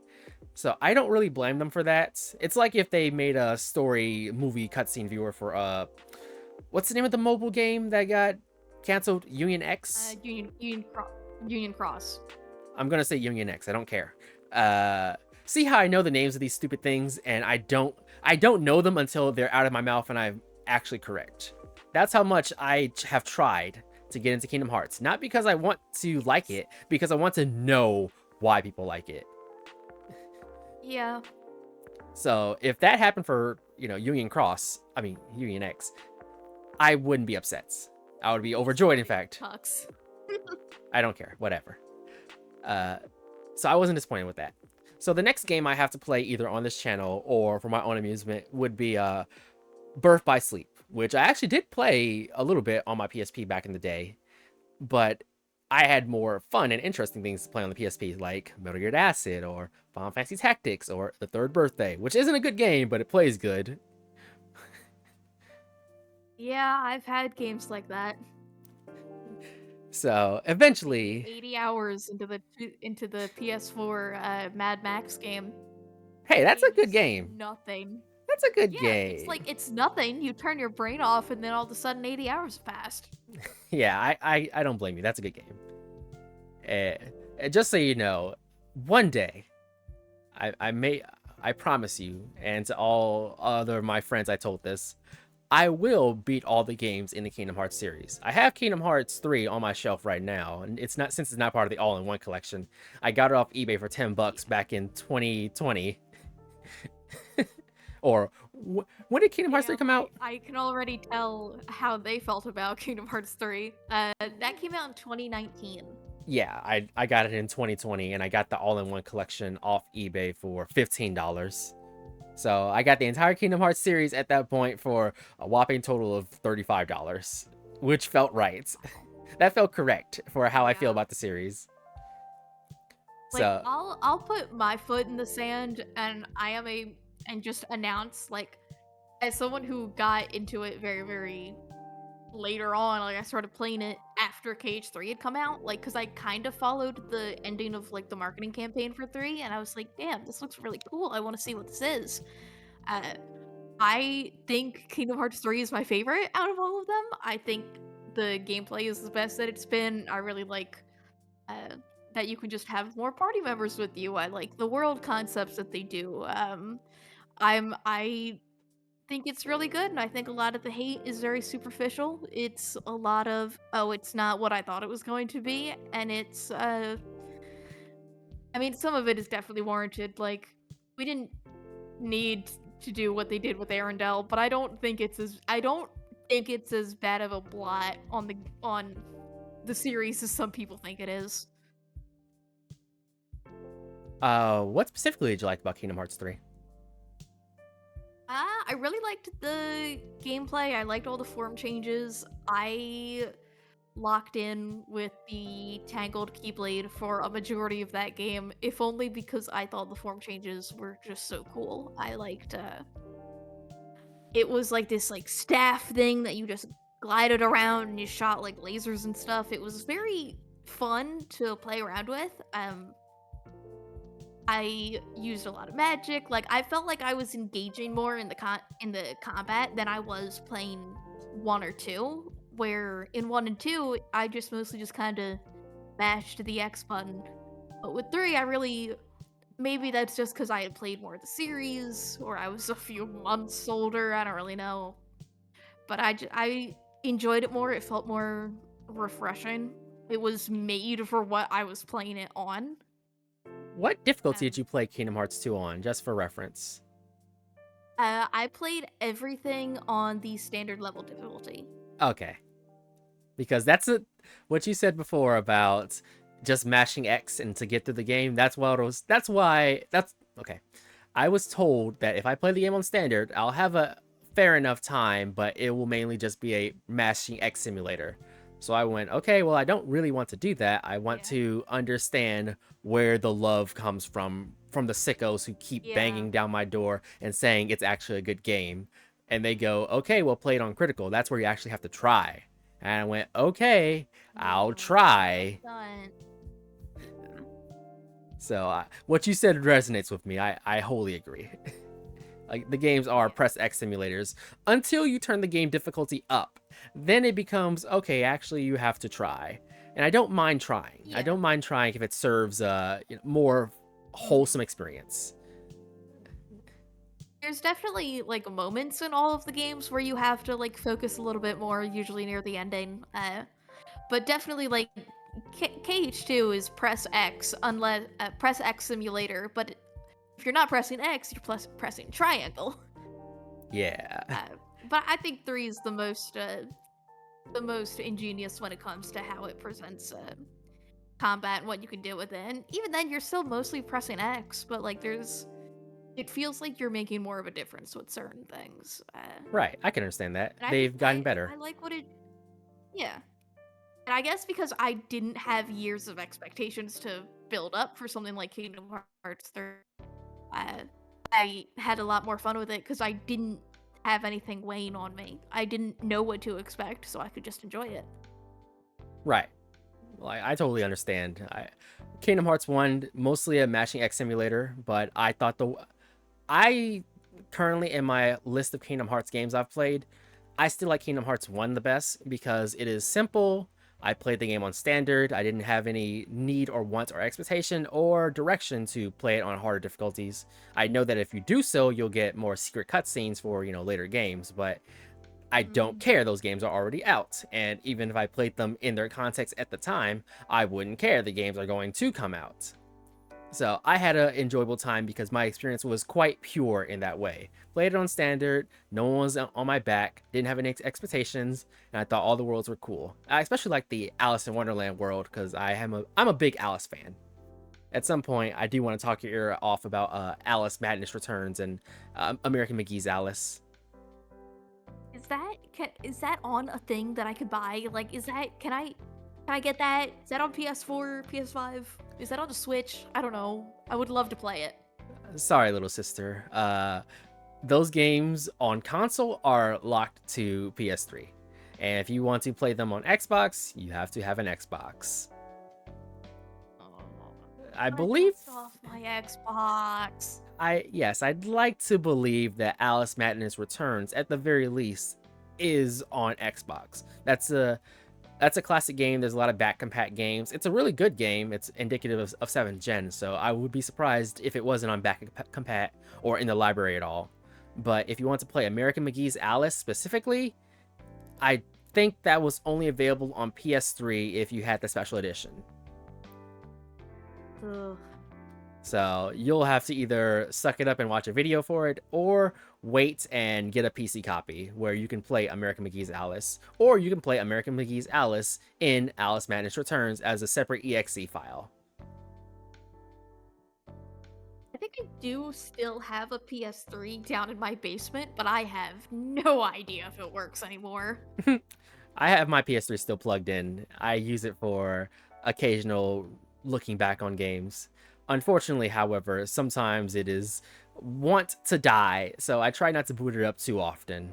I wanted to mod it, but it will die if I do anything too crazy to it, besides like replace the hard drive in it or whatever. But moving back to Done anything like that with my consoles? Okay. But moving back to the topic at hand, since I wrote it down as a current topic. The Kingdom Hearts games I've beaten are Kingdom Hearts 1, which I like the best, Kingdom Hearts 2, 358 Days Over 2, and Rechain of Memories. I've beaten these 4 games, and I have left is Birth by Sleep, Dream Drop Distance, Kingdom Hearts 3, and probably the Remind DLC. And I believe those are all the games that are both on the collection and still on my shelf.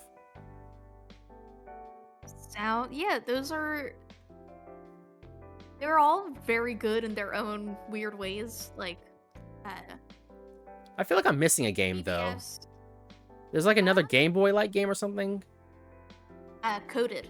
Oh yeah, Recoded. Yes, that's also on there. Recoded is like, it is the anime filler episode of Kingdom Hearts. Like, it does something, but only like at the end. So you're not really missing much. It's a recap episode, similar to the way that Melody of Memory is. Well, unfortunately, it's on the collection. The same way yes. It's on the collection. I'm going to have to play it just so I can have legitimacy over Kingdom Hearts fans when I say I have played every single game in the series. Shut up, shut up, shut up, shut up. The game you like sucks. The game you like sucks. This whole series sucks. The storytelling sucks. You are wrong for liking this series and telling other people to play it. And if they go, you just didn't understand, like, I played all the games, shut up. I like being able to do that. See, but then I'll tell you that you don't know how to read. I majored in English. I can read. I read every day. And now what? That's what you want me to think. It is what I would want you to think because it's the truth. That's why I did a whole series on me playing Kingdom Hearts 2 on Critical. It's up on YouTube. You can watch it. I did it legitimately. I bought the games. That is 75% of me even trying Kingdom Hearts. As I said before, I want to have legitimacy and tell these people to shut up. They are insane. Not you. Even though you have a Kingdom Hearts aesthetic on your lovely profile, it's not your entire personality. Whereas some people, this is their entire personality. And they are wrong for it. And they need to be told they're wrong for it. By people who are also people who play the games. Because that's their main argument whenever someone tells them they're stupid. Like, oh, you just didn't play. You didn't understand. Yeah. You are entitled to that, to your hater mentality. I'm entitled to being correct. Yes. I don't know if I'd say all that, buddy. I'm going to push my agenda one way or the other. Okay? And if I have to play every single game in the series to do it, so help me God, I will. Do you understand me? Oh, I suppose I do. All right. Is there any other game you've been playing lately that you want to chat about? Right before we started doing this, I started Ghost Trick. Ghost Trick's great. Best Yeah, single really story game. I don't have too much to say about it at the moment. Unless we want to just talk about like Shu Takumi games in general, because I did when like around 2020 when COVID started, I got the Ace Attorney collection and I played the first 3 games. I haven't played any of the Apollo games. I haven't played the Edgeworth games. I haven't played the not feudal Japan, but the old Japan one. I should. There's nothing stopping me. I have a big backlog, and yet I bought 2 more games because it was my birthday. And I bought Ghost Trick. Ghost Trick's a good game. The small bit of Ghost Trick that I played is great. I'm really enjoying it thus far.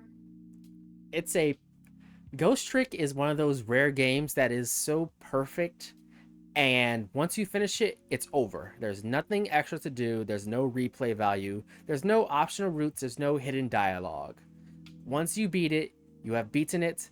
You know the solutions to every puzzle. There is no need to beat it again and try and find a different solution for a different outcome. It is whole and unique in that way, and it's very special. And that's why I love Ghost Trick. In Ace Attorney, you can, do different things to get different responses. You can go about things a slightly different way, but there is replay value, and there is sometimes, details you didn't miss that pop up later on in the game.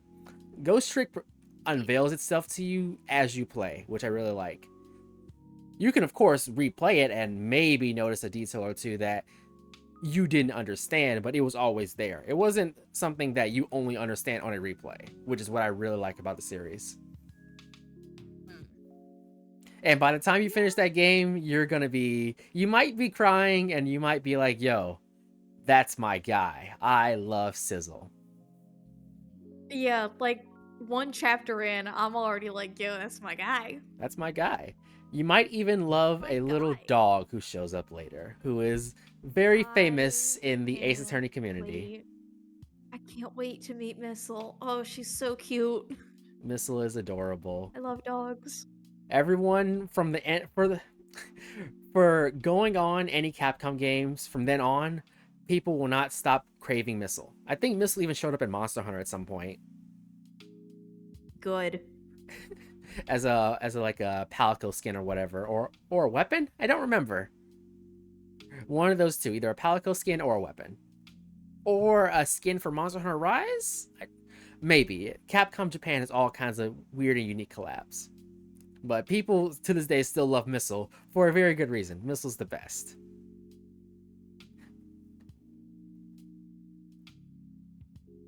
See, now I'm trying to find it on the. Yeah, I'm not. I just looked up Monster Hunter Missile, and I'm just getting actual missiles. You're gonna not. That's not gonna work. I'm sorry. Oh. I'm sorry. That's not gonna work. What? Because Monster Hunter has a lot of missile-based euphemisms. Maybe if you type in Missile the dog. There we go. She's looking it It's up. just taking me to the Ghost Trick wiki. I'm not surprised. No, there does seem to be. No, yeah, I don't know. I don't know Not either. seen it. I just recall it being something somewhere. It might have even been something as innocuous as a sticker. Who knows?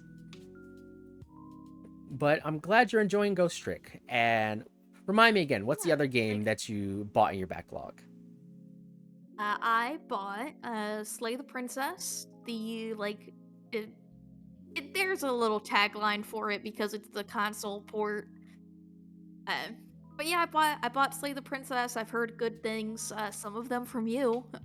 So we'll get there when we get there. Like, I do enjoy me a good visual novel, mystery kind of things. Like Ace Attorney, obviously, but based on my time discussing Tumblr, it should not be a surprise that I have played every Danganronpa game except for that new one that came out with the collection. I own it. I own the collection. I just haven't touched it.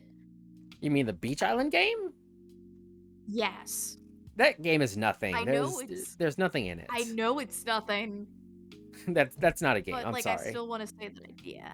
And yes, I have also beaten every Danganronpa game. We're not gonna get into that here. I don't want to get into that here. I do want to note, however. Go ahead.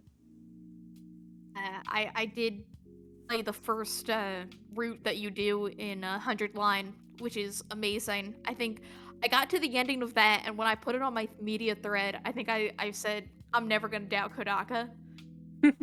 You should doubt Kodaka, actually. No, I shouldn't. That game was amazing. No, you should.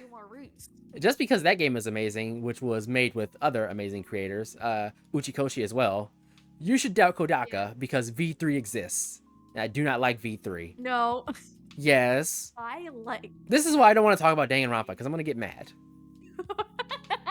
The thing I wanted to note before you tried to drag me back to Danganronpa is that in the process of us chatting and speaking of Slay the Princess, I have also convinced someone else to try out Slay the Princess in the middle of us talking. And they pinged me, and they went, I see the appeal now. I understand what you were talking about. And I went, hell yeah.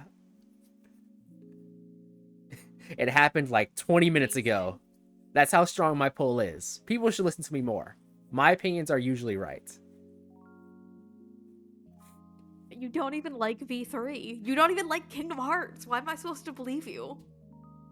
Because the people who make those games seem to be way better than they are crazy. And I don't like V3 because it ends badly. The game itself is fine, but it ends badly. And also, one of the trials suck. But also, one of the trials is one of the best in the series, so who can really say? But one of the trials in the game sucks absolutely. Worse than the series, and the ending sucks. This is why I don't want to talk about it. And you know what makes it worse, Lordie? You know what makes it worse? What? In my room, if I cast my gaze upward and to the left, just slightly, I have the special collector's edition of Danganronpa V3, because I was waiting it so much. I have the cool backpack that comes with Danganronpa headphones, the special edition game, a cool art book, a Vita copy, and a cool hat. I have everything that the game said that a true fan would ever need. And I played that game and got to the end, and I went, this is now worthless to me. I don't want this backpack. They lied to me. Man. That backpack made me feel sad for a whole 5 years. And I went, I can't throw this away. But every time I look at it, I feel upset. The backpack, Lordie. Do you know whose backpack it belongs to? I imagine it's Kaide's. It's Kaide's effing backpack. And you know what else, Lordie? I played the demo prologue for that game, and it lied to me about what I was going to be getting. I understand where you're coming from. However, you know what else game does that and does it really well? Metal Gear Solid 2. Metal Gear Solid 2 has several hours deep in before you switch. What are you talking about? Yes, and there's several hours of Danganronpa V3. No, it isn't. If you read fast, it's fine. It's not several hours. It's like maybe an hour or two. And Metal Gear Solid 2 plays good. Good point. What are you talking about?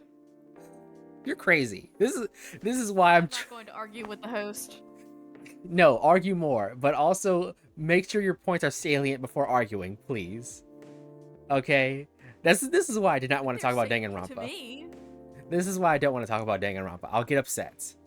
And you know someone else I'll get upset over is Uchikoshi. He does not write bangers all the time either. Okay? I've played through the 999 series. Zero Time Dilemma, that's not a good game, and that's not a good ending to a overall 10 out of 10 series.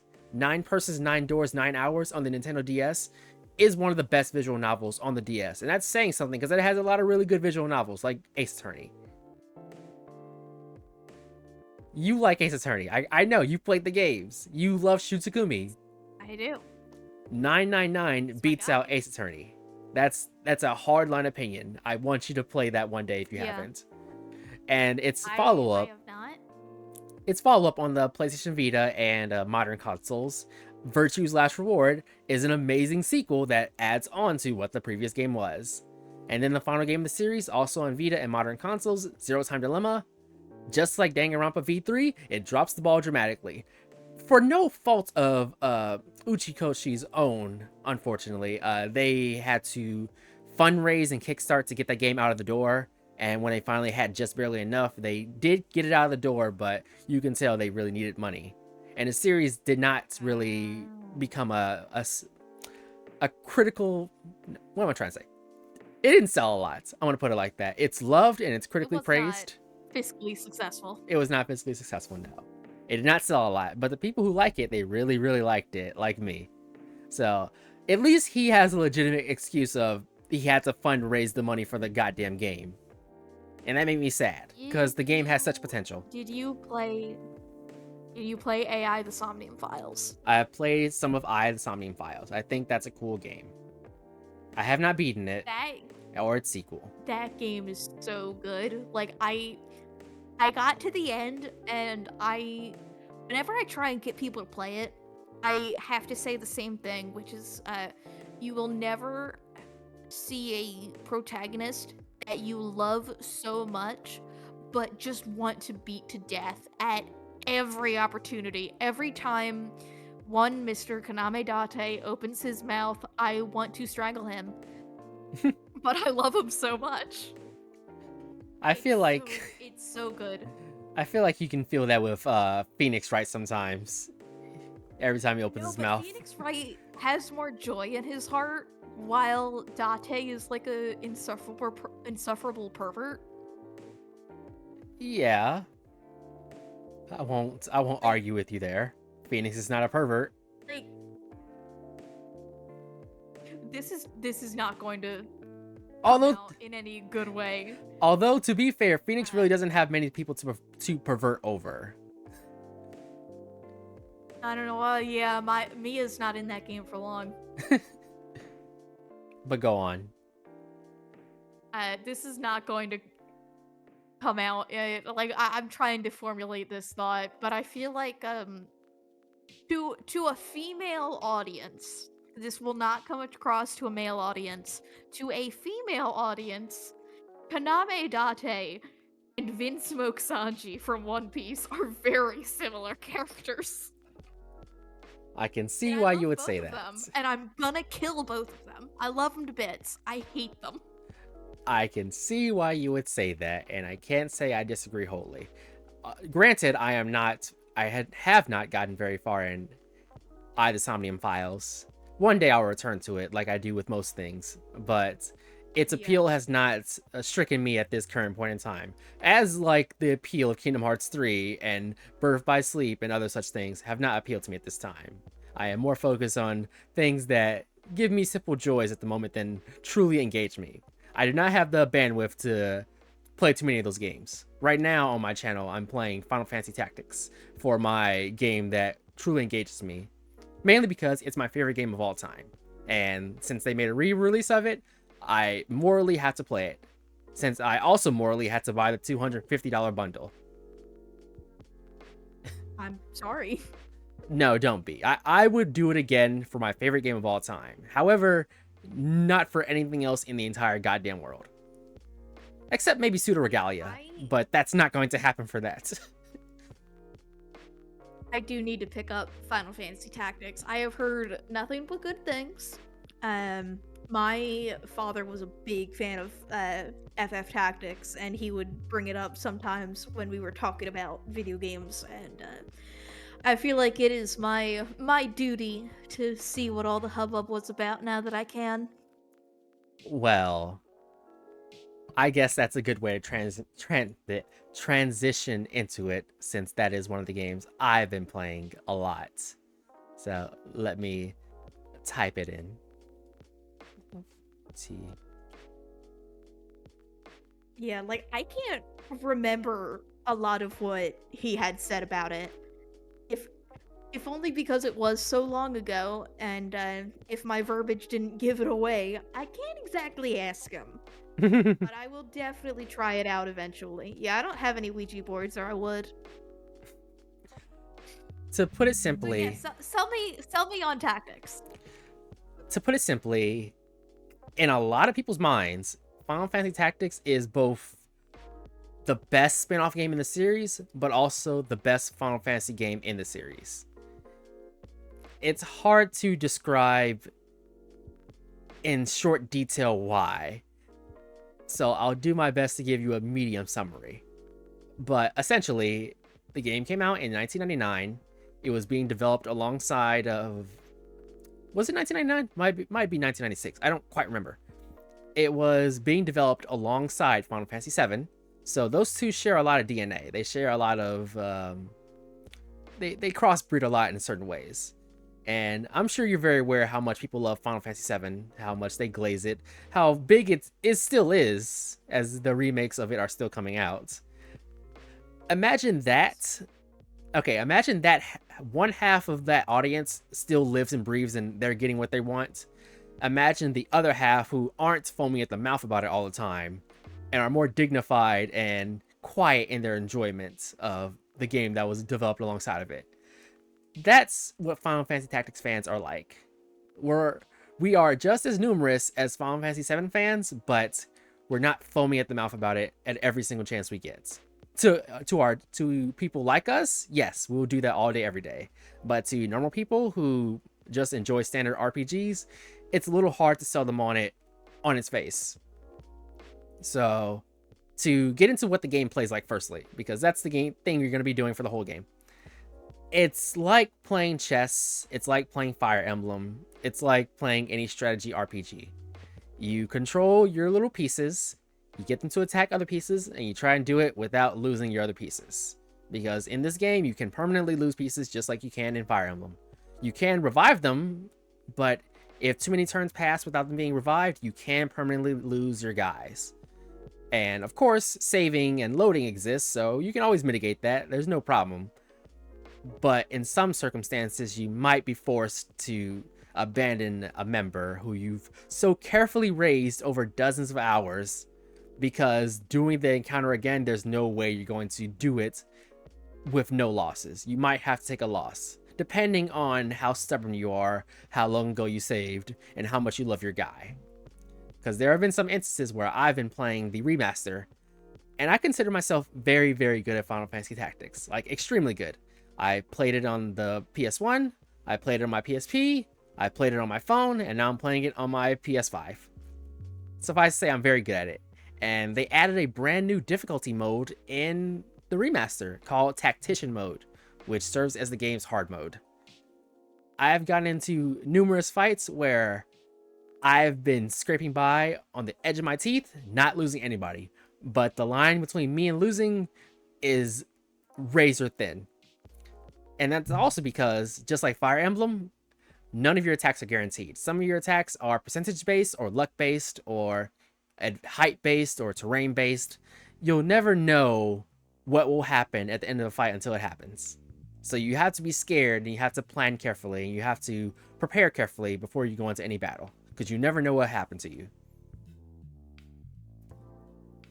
I see. I have played a couple Fire Emblems. I played in this order. I played Three Houses, Awakening, and Engage. And I think the most fun I had was playing Engage and turning one of my units into a crit machine. I think by the end of it, every attack had about a 70% chance to crit, and it felt like I was the king of the world. Similarly, I've also played Three Houses, Awakening.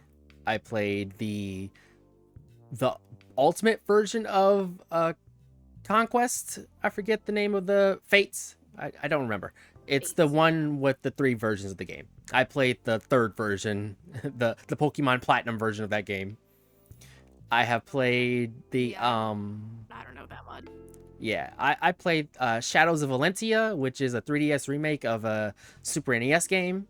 Yeah. And it opens up very dramatically, so I recommend playing that game for 20 minutes. And if you are hooked in 20 minutes, keep playing it. But I would open up the game just to play for 20 minutes. So I recommend you doing that. And lastly, I've played Three Houses, Awakening, Shadows, and Fates. Yeah, I think those are the only ones I played. I want to also note, I really liked Fire Emblem Three Houses. However, I got a random NPC drop, which was in Three Houses. You can get random items from players who just send them over the internet. And someone gifted me a broken item.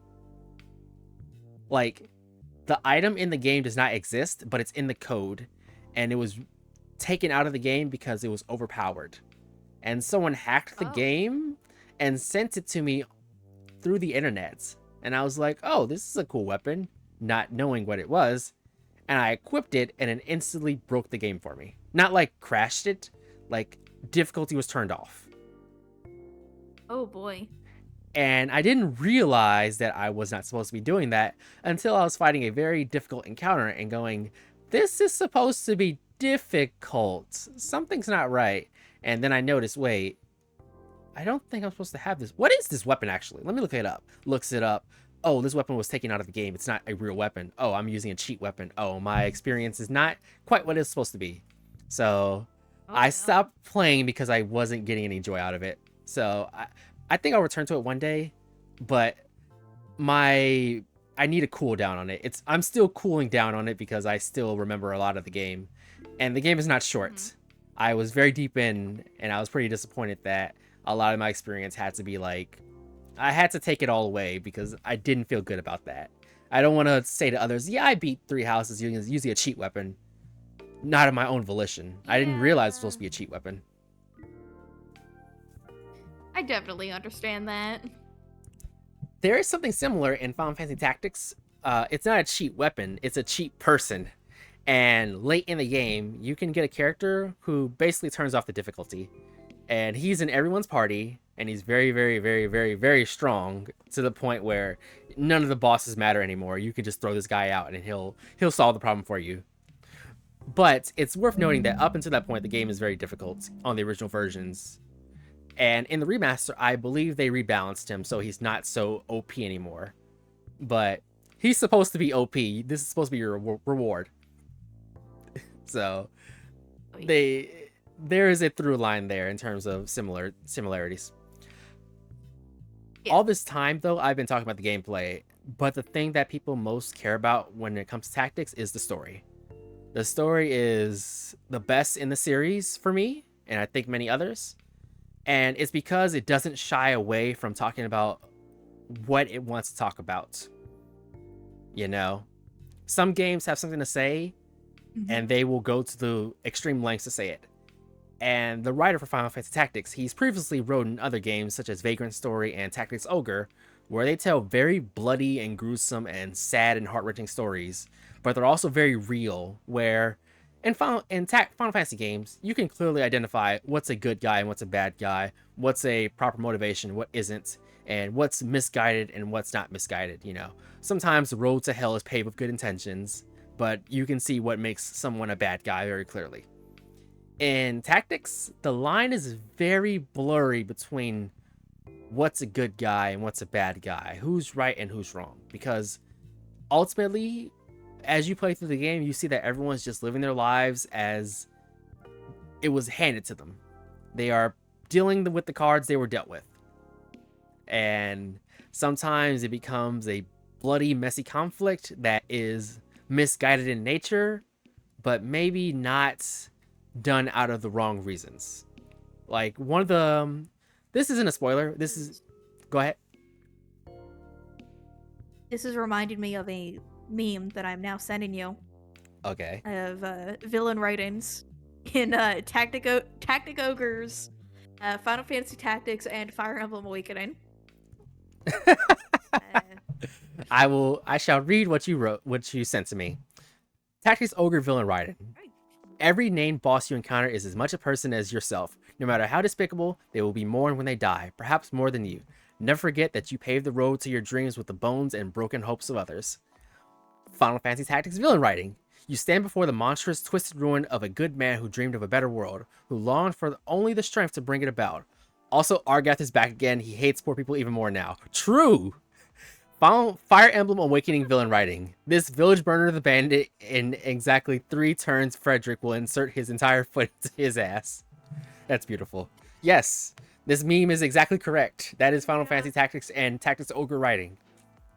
Sometimes you don't want to fight the people you have to fight. Sometimes they are fighting for a good cause, and you are on the opposite side fighting for an equally good cause, and you cannot reconcile your differences, so somebody has to die. Not because you want them to die, but because they have forced your hand. There's I'm not going to spoil anything, but there is a character who the writer, he actually talked about this in an interview, and he was contemplating of writing a different scenario for a important enemy character, and he went, I did consider that people want to explore this character more, but I think it's more impactful that it ends the way it does. And I was talking about it with friends in a thread, and some people were, no, you're absolutely right, and some people like myself were, but I would still like to see it. In some games, there's like a what if scenario, and I would really like if there was a what if scenario for Final Fantasy Tactics. Like, what if this person could be convinced to put their hands down? Because there's they add a lot of that stuff in the remaster, such as a very, very melodramatic visual novel section. It's completely separate from the game. It is totally optional. You have to go out of your way to find it, actually. And you play this completely original visual novel section where you play as a young, starry-eyed girl who is throwing everything away for romance, and you have to make choices a la Princess Maker to like get her stats up high enough to like get a certain ending. And I'm like, this is really high effort and really interesting and funny. It's also really boring, and I would rather the what if scenario that you said that maybe I didn't want to do. I would rather that one. Yeah. But yes, sometimes the people you face have equally good reasons of their own for doing what they do, and they make sense, and why they're doing it appeals to you in the sense that they're just good people. What they're doing might be wrong, but what you're doing is also equally as wrong and as right. And the game continues that for most of its runtime.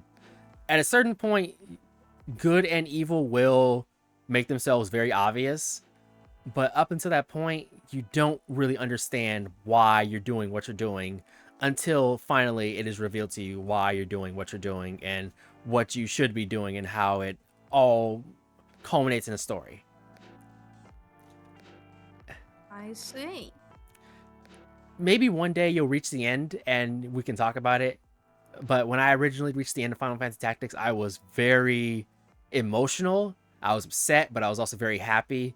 but I also didn't know what to think. And after years and years, I finally came to the conclusion of, you know what? Actually, F that guy.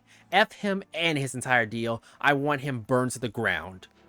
But that opinion came after years of digesting, years of understanding his inner turmoil, years of understanding why he did what he did, and years of understanding that ultimately, you know, for the greater good, he was correct. But I hate him. Makes sense. Yeah. And I haven't talked about it yet.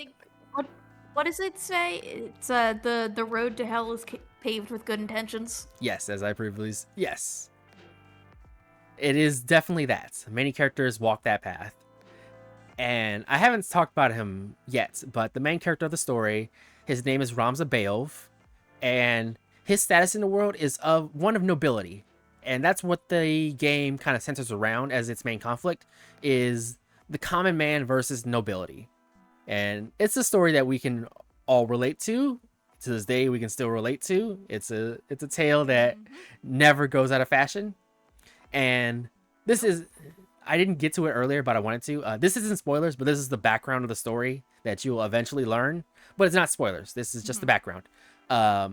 The kingdom of Evilis got into a war with another kingdom, and the war was started because someone wanted someone else's land. Not for any good reason. They just wanted that person's land.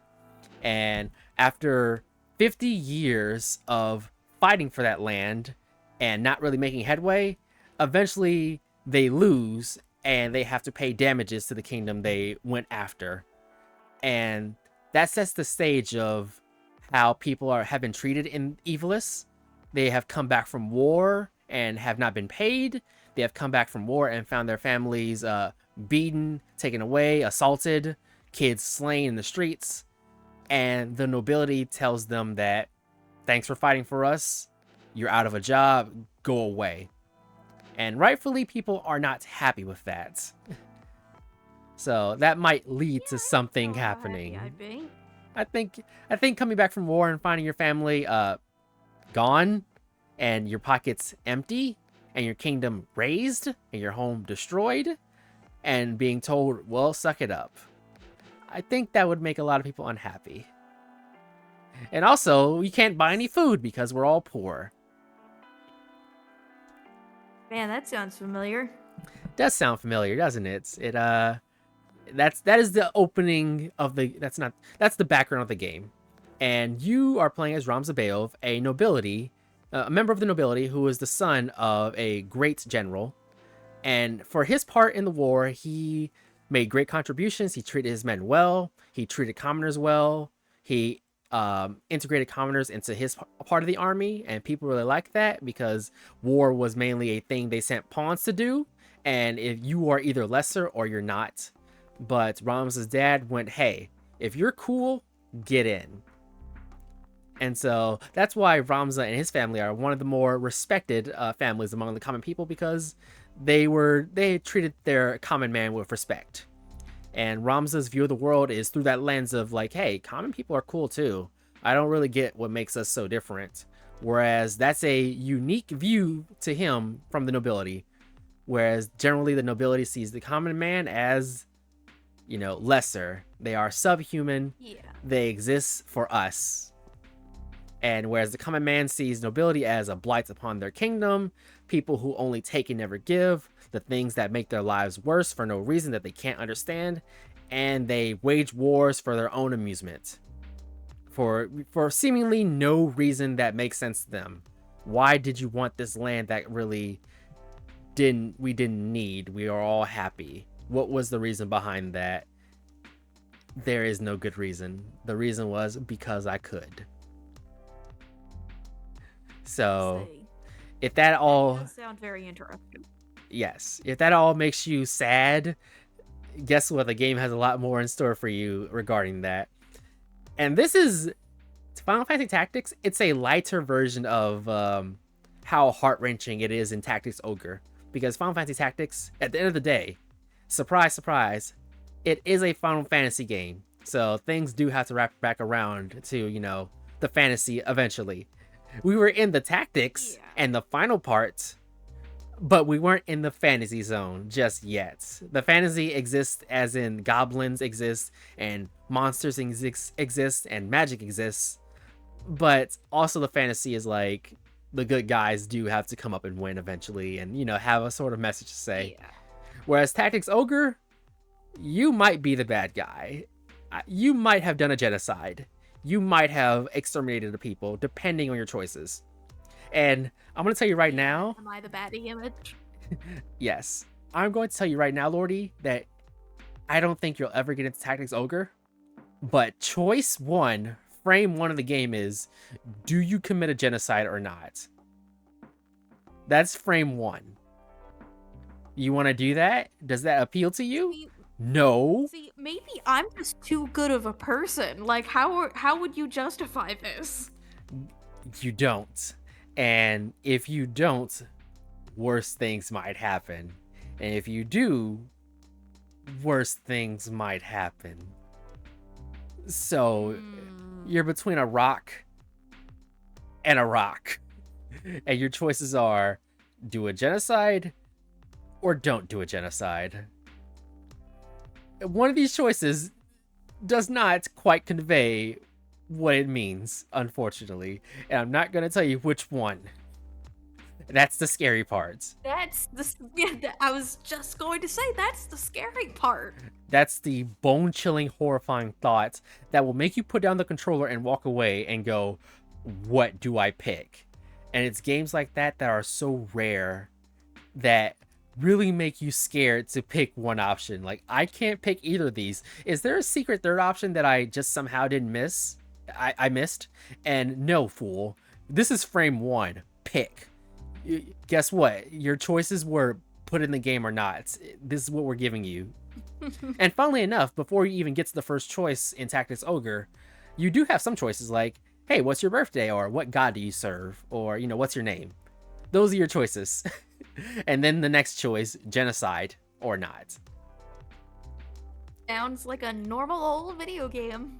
It's not. It's not. And by the time you reach the end, you'll have wondered, what was it all for? What did you do this for? Not you, the player. You, the character in the game. What was it all for? Which, honestly, by the time you reach the end of Final Fantasy Tactics, maybe a character will also wonder this out loud. Not you, the player character. Not you, the player. The character will also wonder... One of your pals. They might wonder, what was the point? What did we get?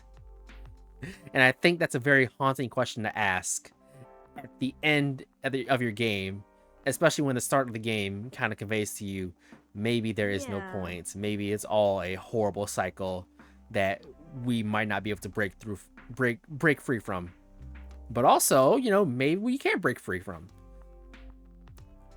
This just sounds really depressing. Tactics Ogre is a very depressing game. Hard spoilers, but Final Fantasy Tactics only has one ending. You can get there. You can get there fairly simply. It's a straightforward path. You can do many optional things in the game. You can challenge harder dungeons that are not for humans. They're for sickos like me, and you'll get cool extras. But the ending will never change, and that's why Final Fantasy Tactics is a lighter version of Tactics Ogre, because good guys will eventually, you know, win, and bad guys will eventually lose. But you'll still have to wonder, what was it all for? So that's the little tinge of Tactics Ogre in there. Whereas Tactics Ogre, there's a few different endings, and some of the endings might not be what you wanted at all. They might be quite horrible based on your choices, thinking that this was for the greater good or this made sense at the time.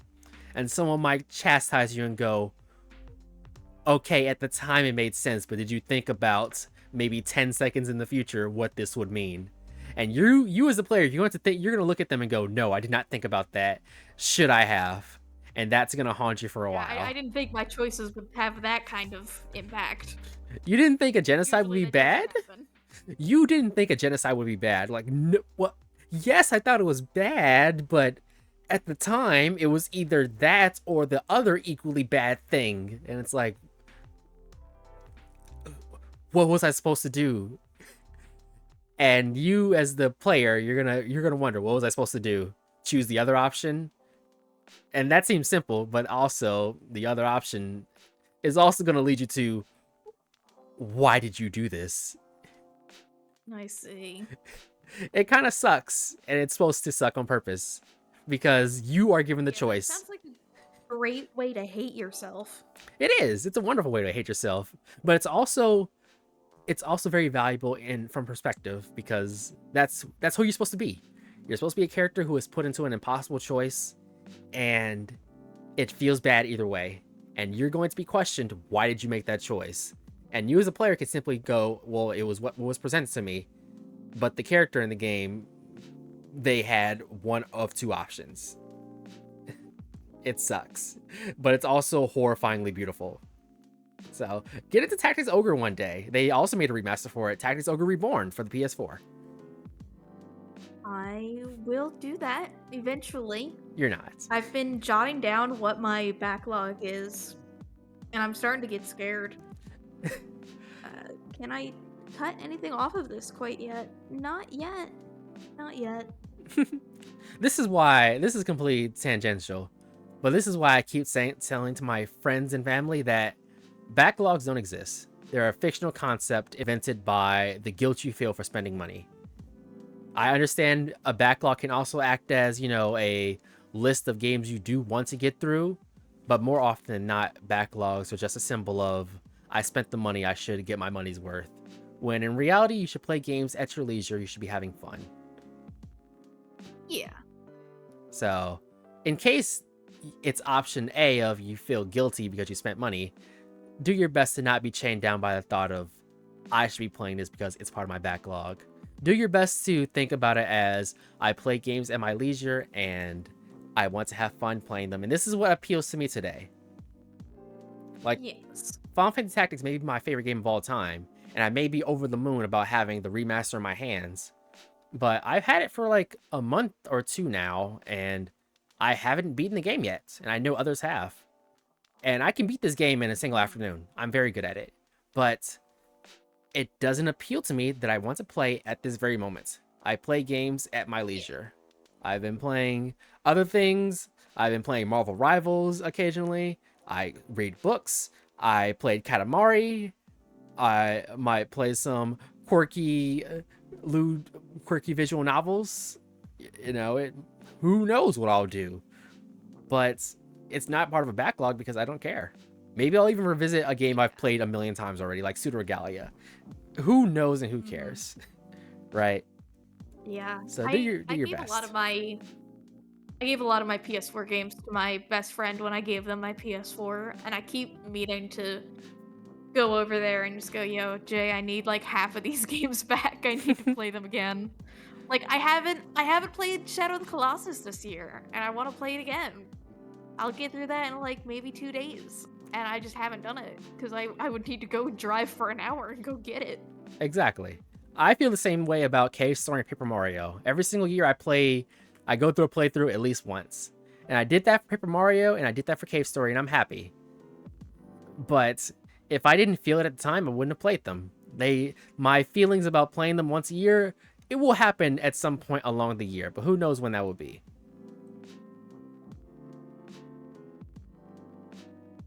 Yeah.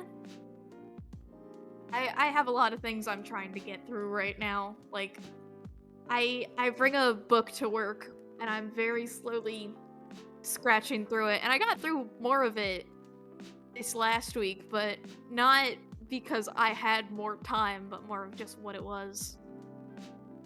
Mm-hmm.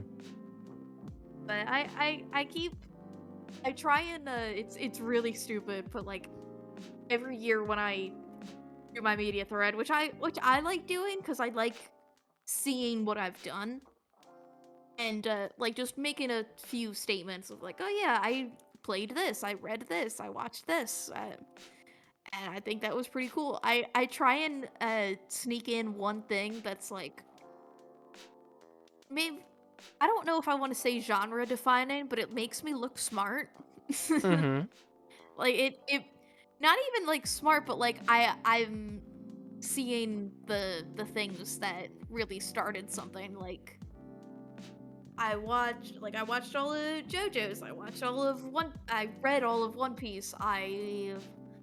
This year I watched The Thing. I watched like Perfect Blue and Akira, and so I'm like trying to get more into like things that were defining for what it started and all that kind of stuff. And I think for right now, my I'm getting into this so I can prove that I'm smart. Is I'm reading House of Leaves, and Ooh, boy, I was told what this book was. you were I told. didn't believe them. If someone tells you who they are, you should believe them. Like, it's not even that I didn't believe them. It's more like I thought, oh, it can't be that bad. And then I got into like 6 pages of explaining the Greek myth of Echo and how like actual echoes work. And I'm like, when are we getting back to the book? It's gonna be a while. I'm But sorry. that's the book. That is the book. You've been tricked, but also we didn't trick you at all. You signed up for this. But we still tricked you. Yeah. Let's not get it twisted. But also you signed up for this. So we didn't actually trick you. But we did trick you. I signed up to get tricked. You did sign up to get tricked, but they didn't trick you. But they also did trick you. It'll never stop. Yeah, like, yeah, I got to all the weird formatting, and one of my coworkers comes up to my desk. They're just asking me some random work question, and she looks at the book, and she does the like dog pointing its head at a 45-degree angle, looking at the page, and she's like, "Lordie, what are you reading?" I'm like, oh, you know, You know. normal old book. And that night, before she left, she took a picture of it, and she's like, "I need to see if my library has this." And I'm like, "I don't know if you want to do that." Good job. You inspired somebody. No, I don't know if I should have done that. Okay. Well, I inspire people to block me on platforms because I'm talking too much about something really stupid. would you like to know a book series I've been reading? Absolutely. So, for the past few years, I've been reading a series called The Ascendance of a Bookworm. And it is one of those isekai novels, isekai light novels, that has also been turned into an anime. And just recently, the series finally wrapped up at 33 books. Oh, Yeah, I see. it's a lot of books. They're all really good, unfortunately, so you're going to want to read them all. I will not get into detail about the books because we'll be here all day. We're already 2 hours and 15 minutes in. But suffice to say that I recommend it strongly. And if you do not want to read, guess what? You can watch 2 seasons of a really good anime that I watch. Speaking of rewatching things, I rewatch Bookworm anime and Tanya anime every year, every couple of months, basically, because they're just so cozy to me, and I recommend them. And they're both based on light novels. See, I wanted to ask you in this format, did you, 'cause we've talked about our preferences and whatnot, have you read, This Is How You Lose Time War? No, I have not. It's this, like, really abstract, like, time travel story. Like, it's time travel sci-fi, spy versus spy Yuri. It's really good. Okay. It's a lot, but I think it's right up your alley. Okay. So I think you should check it out. Maybe I'll add it to my reading list then. I got to the end and I'm like, I don't know what this was, but I had a good time. That's a good feeling to have, honestly. I don't know what I saw, but I liked it. Yeah. Okay. Well, I'll take that recommendation, and I unfortunately I can't give you one back because I can't in good conscience recommend you a book with 33 books in a series. I think that's a little rude to do. You got me to buy Slay the Princess. Okay, but Slay the Princess, Already there. Slay the Princess isn't a months long endeavor. Slay the Princess is at maximum, if you try and do every single thing in the game, that might take a week. Maybe. Depending on if you're holding the skip button or not. Yeah, I don't think you know how slow I am at most games. Yeah. Well, let's just pretend that you have a fast reading speed. At maximum, it would take you a week. If you're reading slowly, maybe about 2 weeks. If you try and do every single thing in the game and you play every single day and you enjoy what you're doing. Although one thing in the game can be permanently locked out to you from frame 1 depending on your choices, but we don't have to get into that. That's not important unless you want to know about that. Talk about that when I get into it. Right. So yeah, Slay the Princess. Does it have voice acting? Yes. The only thing that's not voice acted is you, the player's thoughts. Specifically, not... How do I put this? There are many characters in the game, and there are many characters in the game that are you. But there's only one you, and you is not voiced. Because you have your own thoughts, and you are also the person in reality. So like Disco Elysium, you have all of your thoughts that are influencing you, and they're all voiced, but your choices are not voiced. Exactly. I think that's a very, very good comparison. The Disco Elysium main character, his voice is not real. However, Disco Elysium main character voices, they're all real. Thank you for turning my nonsense into something. So good. It is very good. I appreciate you turning my nonsense into something that's relevant and has a better comparison. But yes, the game has a lot of voice acting. Before. Good.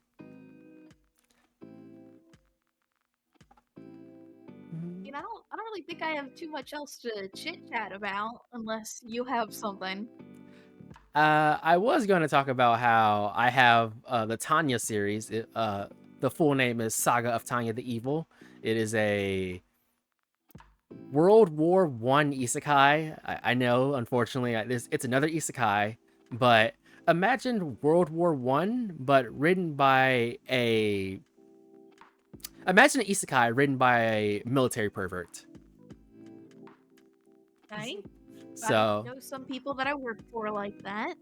Yes. Imagine someone who really wants to talk to you about the Battle of Worms or what the Geneva Convention is about and why it was made, or why the trench gun was outlawed, or why Germany and the rest of the world got into it. Imagine someone who really liked all of that and went, okay, but what if I added magic to it and made the magic kind of shitty to use and really realistic? And what if I made the main character a little girl who's actually an old man and is being tortured by God to participate in World War I because God is mad that the main character does not believe in God? Which is funny because the main character meets God and he goes, fuck you, you're not God. And God's like, but I'm literally God. What are you talking about? And the main character's like, do you understand what a God is? And he's like, yeah, that's me. I'm God. And he's like, no. God is a fictional concept. You are a being above humans with power, but you're not a fictional concept. Thus, you are not a god. And God gets really indignant about that and loses the argument about what is a god. So he gets pissed off and sends him to be a World War I war orphan. And he's like, fuck you. Start praying. He's like, no, I'm not going to pray. Fuck you. That sounds like a normal D&D session. It is. It's kind of D&D like in how the main character goes, no, I'm actually right. You're wrong. And he's like, I created humans. I'm the one you pray to. I can grant wishes. I am God. He's like, no, that's not what God is. You are a being X. You are a creature who exists outside of my perception, but it does not make you omniscient because you are flawed and you cannot do anything ever. And he's like, shut the fuck up, die. And he was right. He lost the argument. God in that story is not omniscient. He is not all powerful. He has many flaws and weaknesses, and thus, by standard logic, he is not the god that one would ascribe to God. It's hilarious how he's having an argument with legitimate God and going, yeah, no, you're not him. Like, oh. So the story goes on from there. That's the set dressing. And that set dressing doesn't actually come up in the anime that much. And it comes up occasionally in the books. It gets explained a lot in the manga. Which, by the way, this story has 3 versions: the anime, the light novel, and the manga. Out of all of them, the manga somehow is the most detailed, despite there being a literal book full of details. It's very, very strange. But it's very funny because the manga is made the latest out of all the 3, and it will have more details that the creator went, maybe I should put that detail in too. Maybe I should elaborate on this too. It's very interesting that way. All this to say that I got the newest book and I haven't cracked it open yet because I haven't found myself amused by it just yet.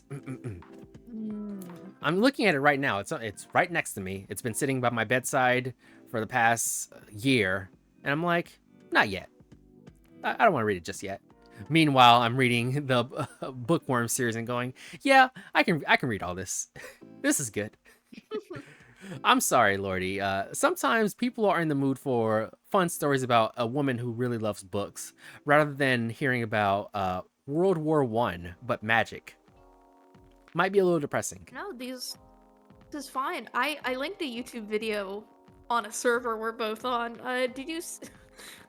I think I might have mentioned it when we were talking about YouTube and content, or if I didn't, I thought about mentioning it.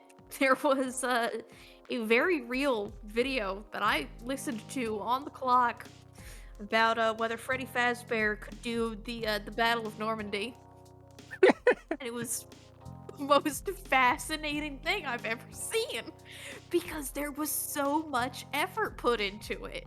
They really thought, could Freddy Fazbear go to Normandy? And they answered the question, and I won't tell you what the answer is. You'll need to find out for yourself. I'm not watching that. I'm gonna tell you right now. I'm not watching that. You should watch that. I want to be real with you, You Chief. have to watch it. I'm gonna be real with you, Chief. I'm not watching that. It's like 15 minutes. You should watch it.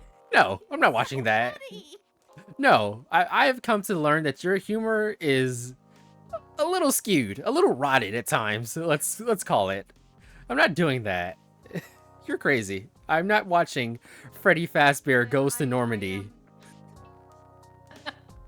I am in fact on the DS. What is it? The DSM-5.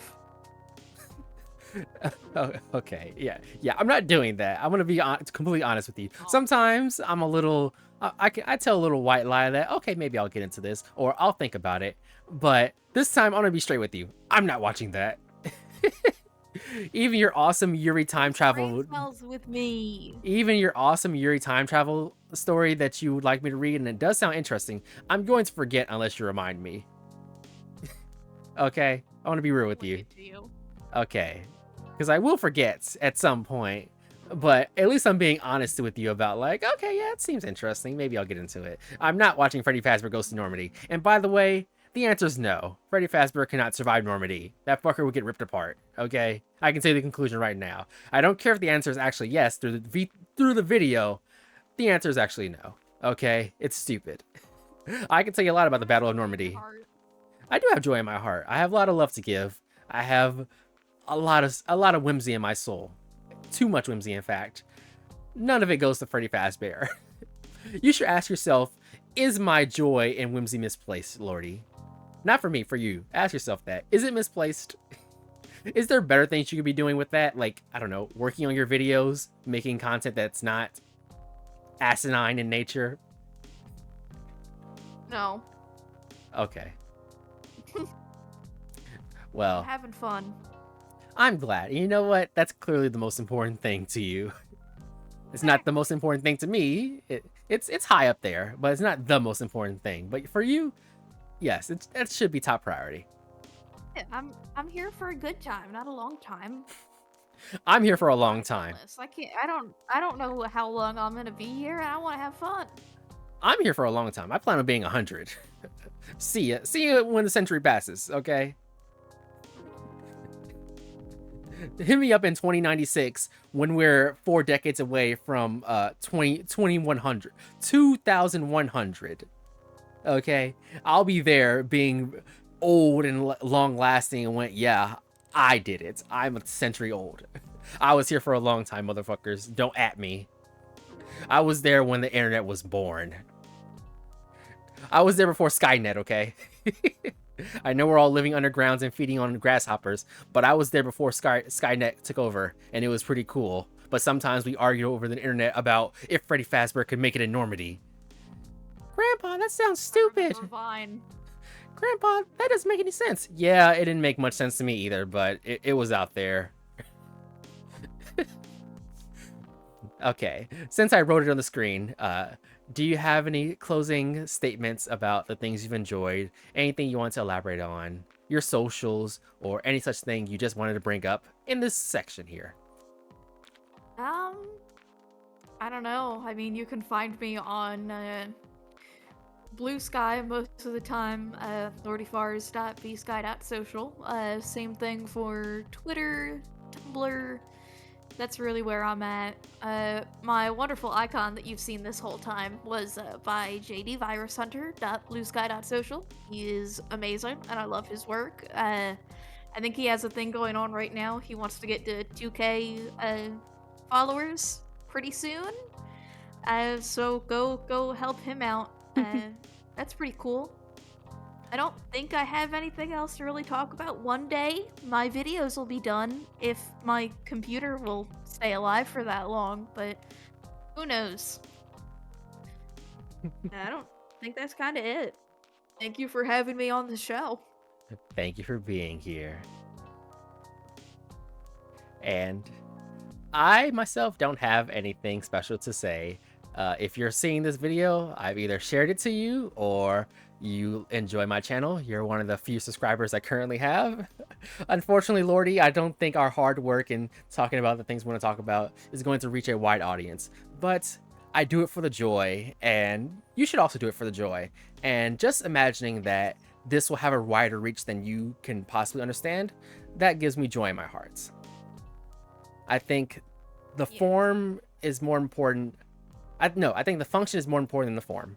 And I'd like to carry that through with all things. So if you're watching it and having fun, thank you. I appreciate it. Thank you for listening to us. And if you've gotten shared this, thank you for listening. Thank you for enjoying us. You can find me at this channel you're watching right now. You cannot find me on Twitter. You cannot find me on Blue Sky. You can't find me on Tumblr. You're not going to find me on Insta. You're not going to find me on Facebook. And you're not going to find me on Vine or TikTok. You might find me on my email address. Type in every email. Okay, and we'll wrap up here. Thank you all for watching. Thank you, Lordie, for being our guest. And we'll see you in the next 2la84me's Gaming Tea Talk. Podcast, gaming, whatever. Bye. Goodbye.